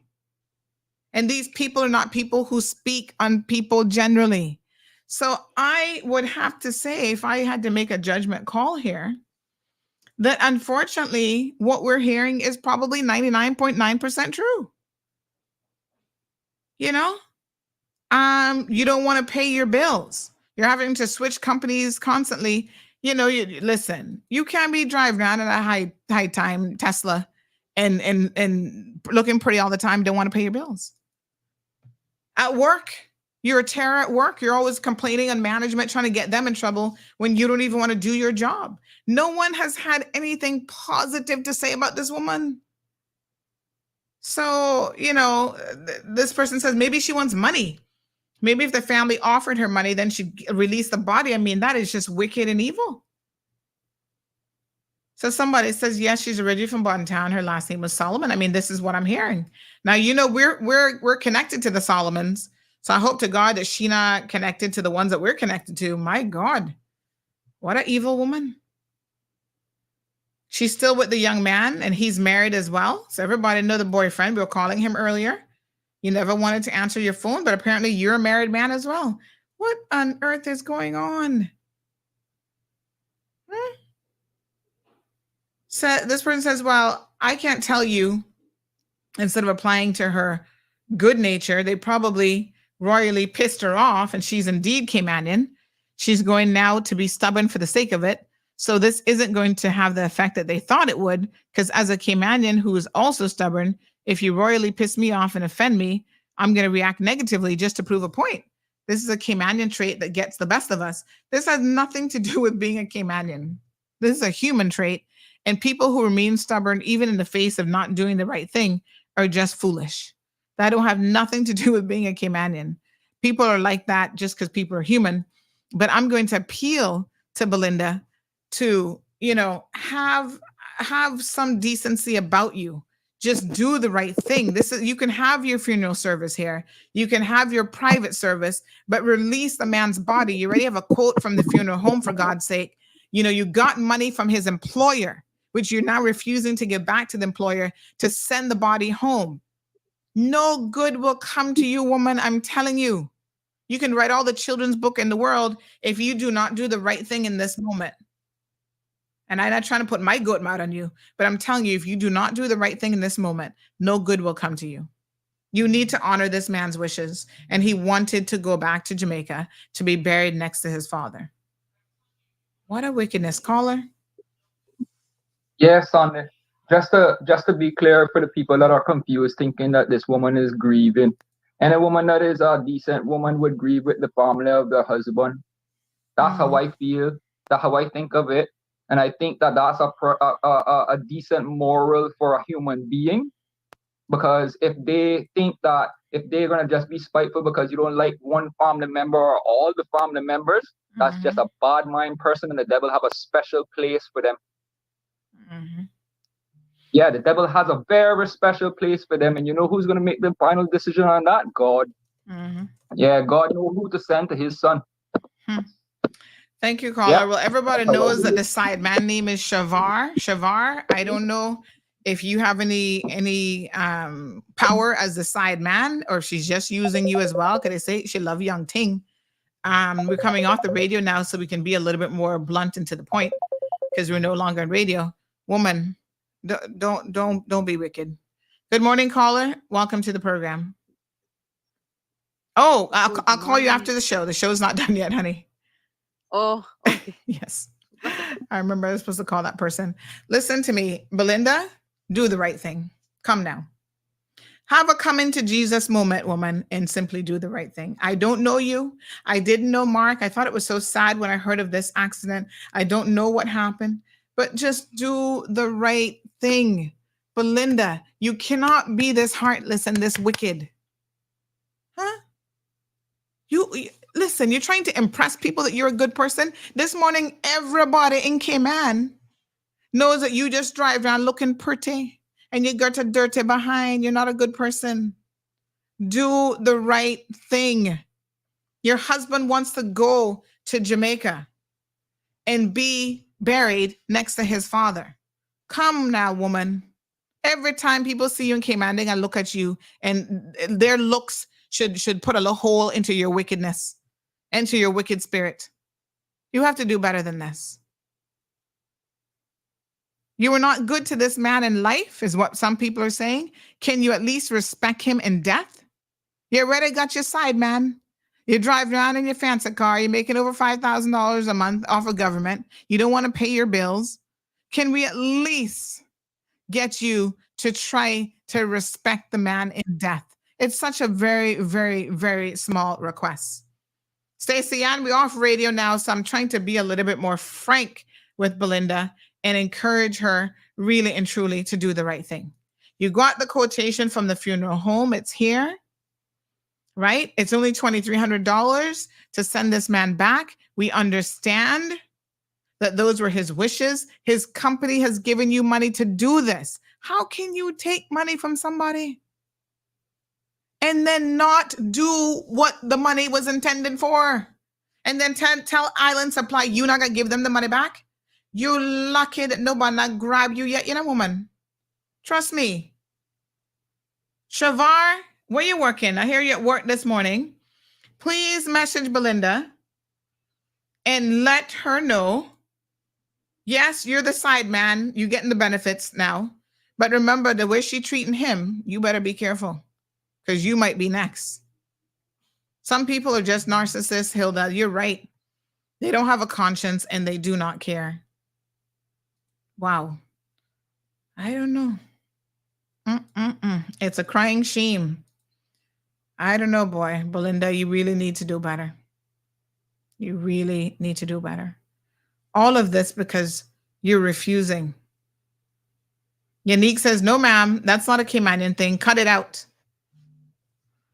Lord Jesus. Somebody says Juliana shouldn't give her the $1,500 that all civil servants are getting.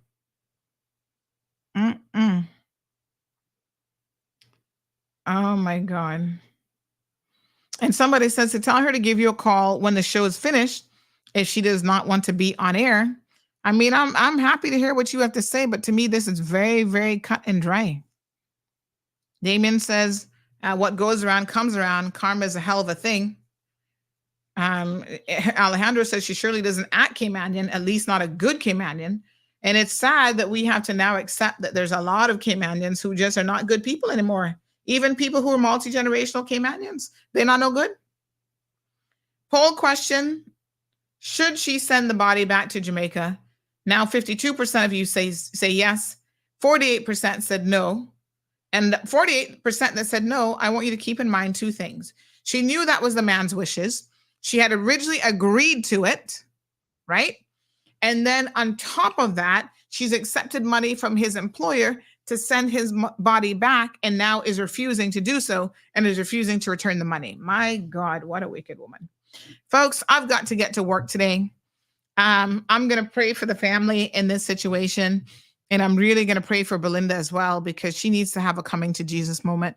Belinda, I don't know what this is about. I don't know why you want to have the last dealings that you have with this man be so negative, but I tell you, you will never prosper in life if you do the wrong thing here. I'm telling you, woman, all the material things in the world can do you no good. You better do the right thing.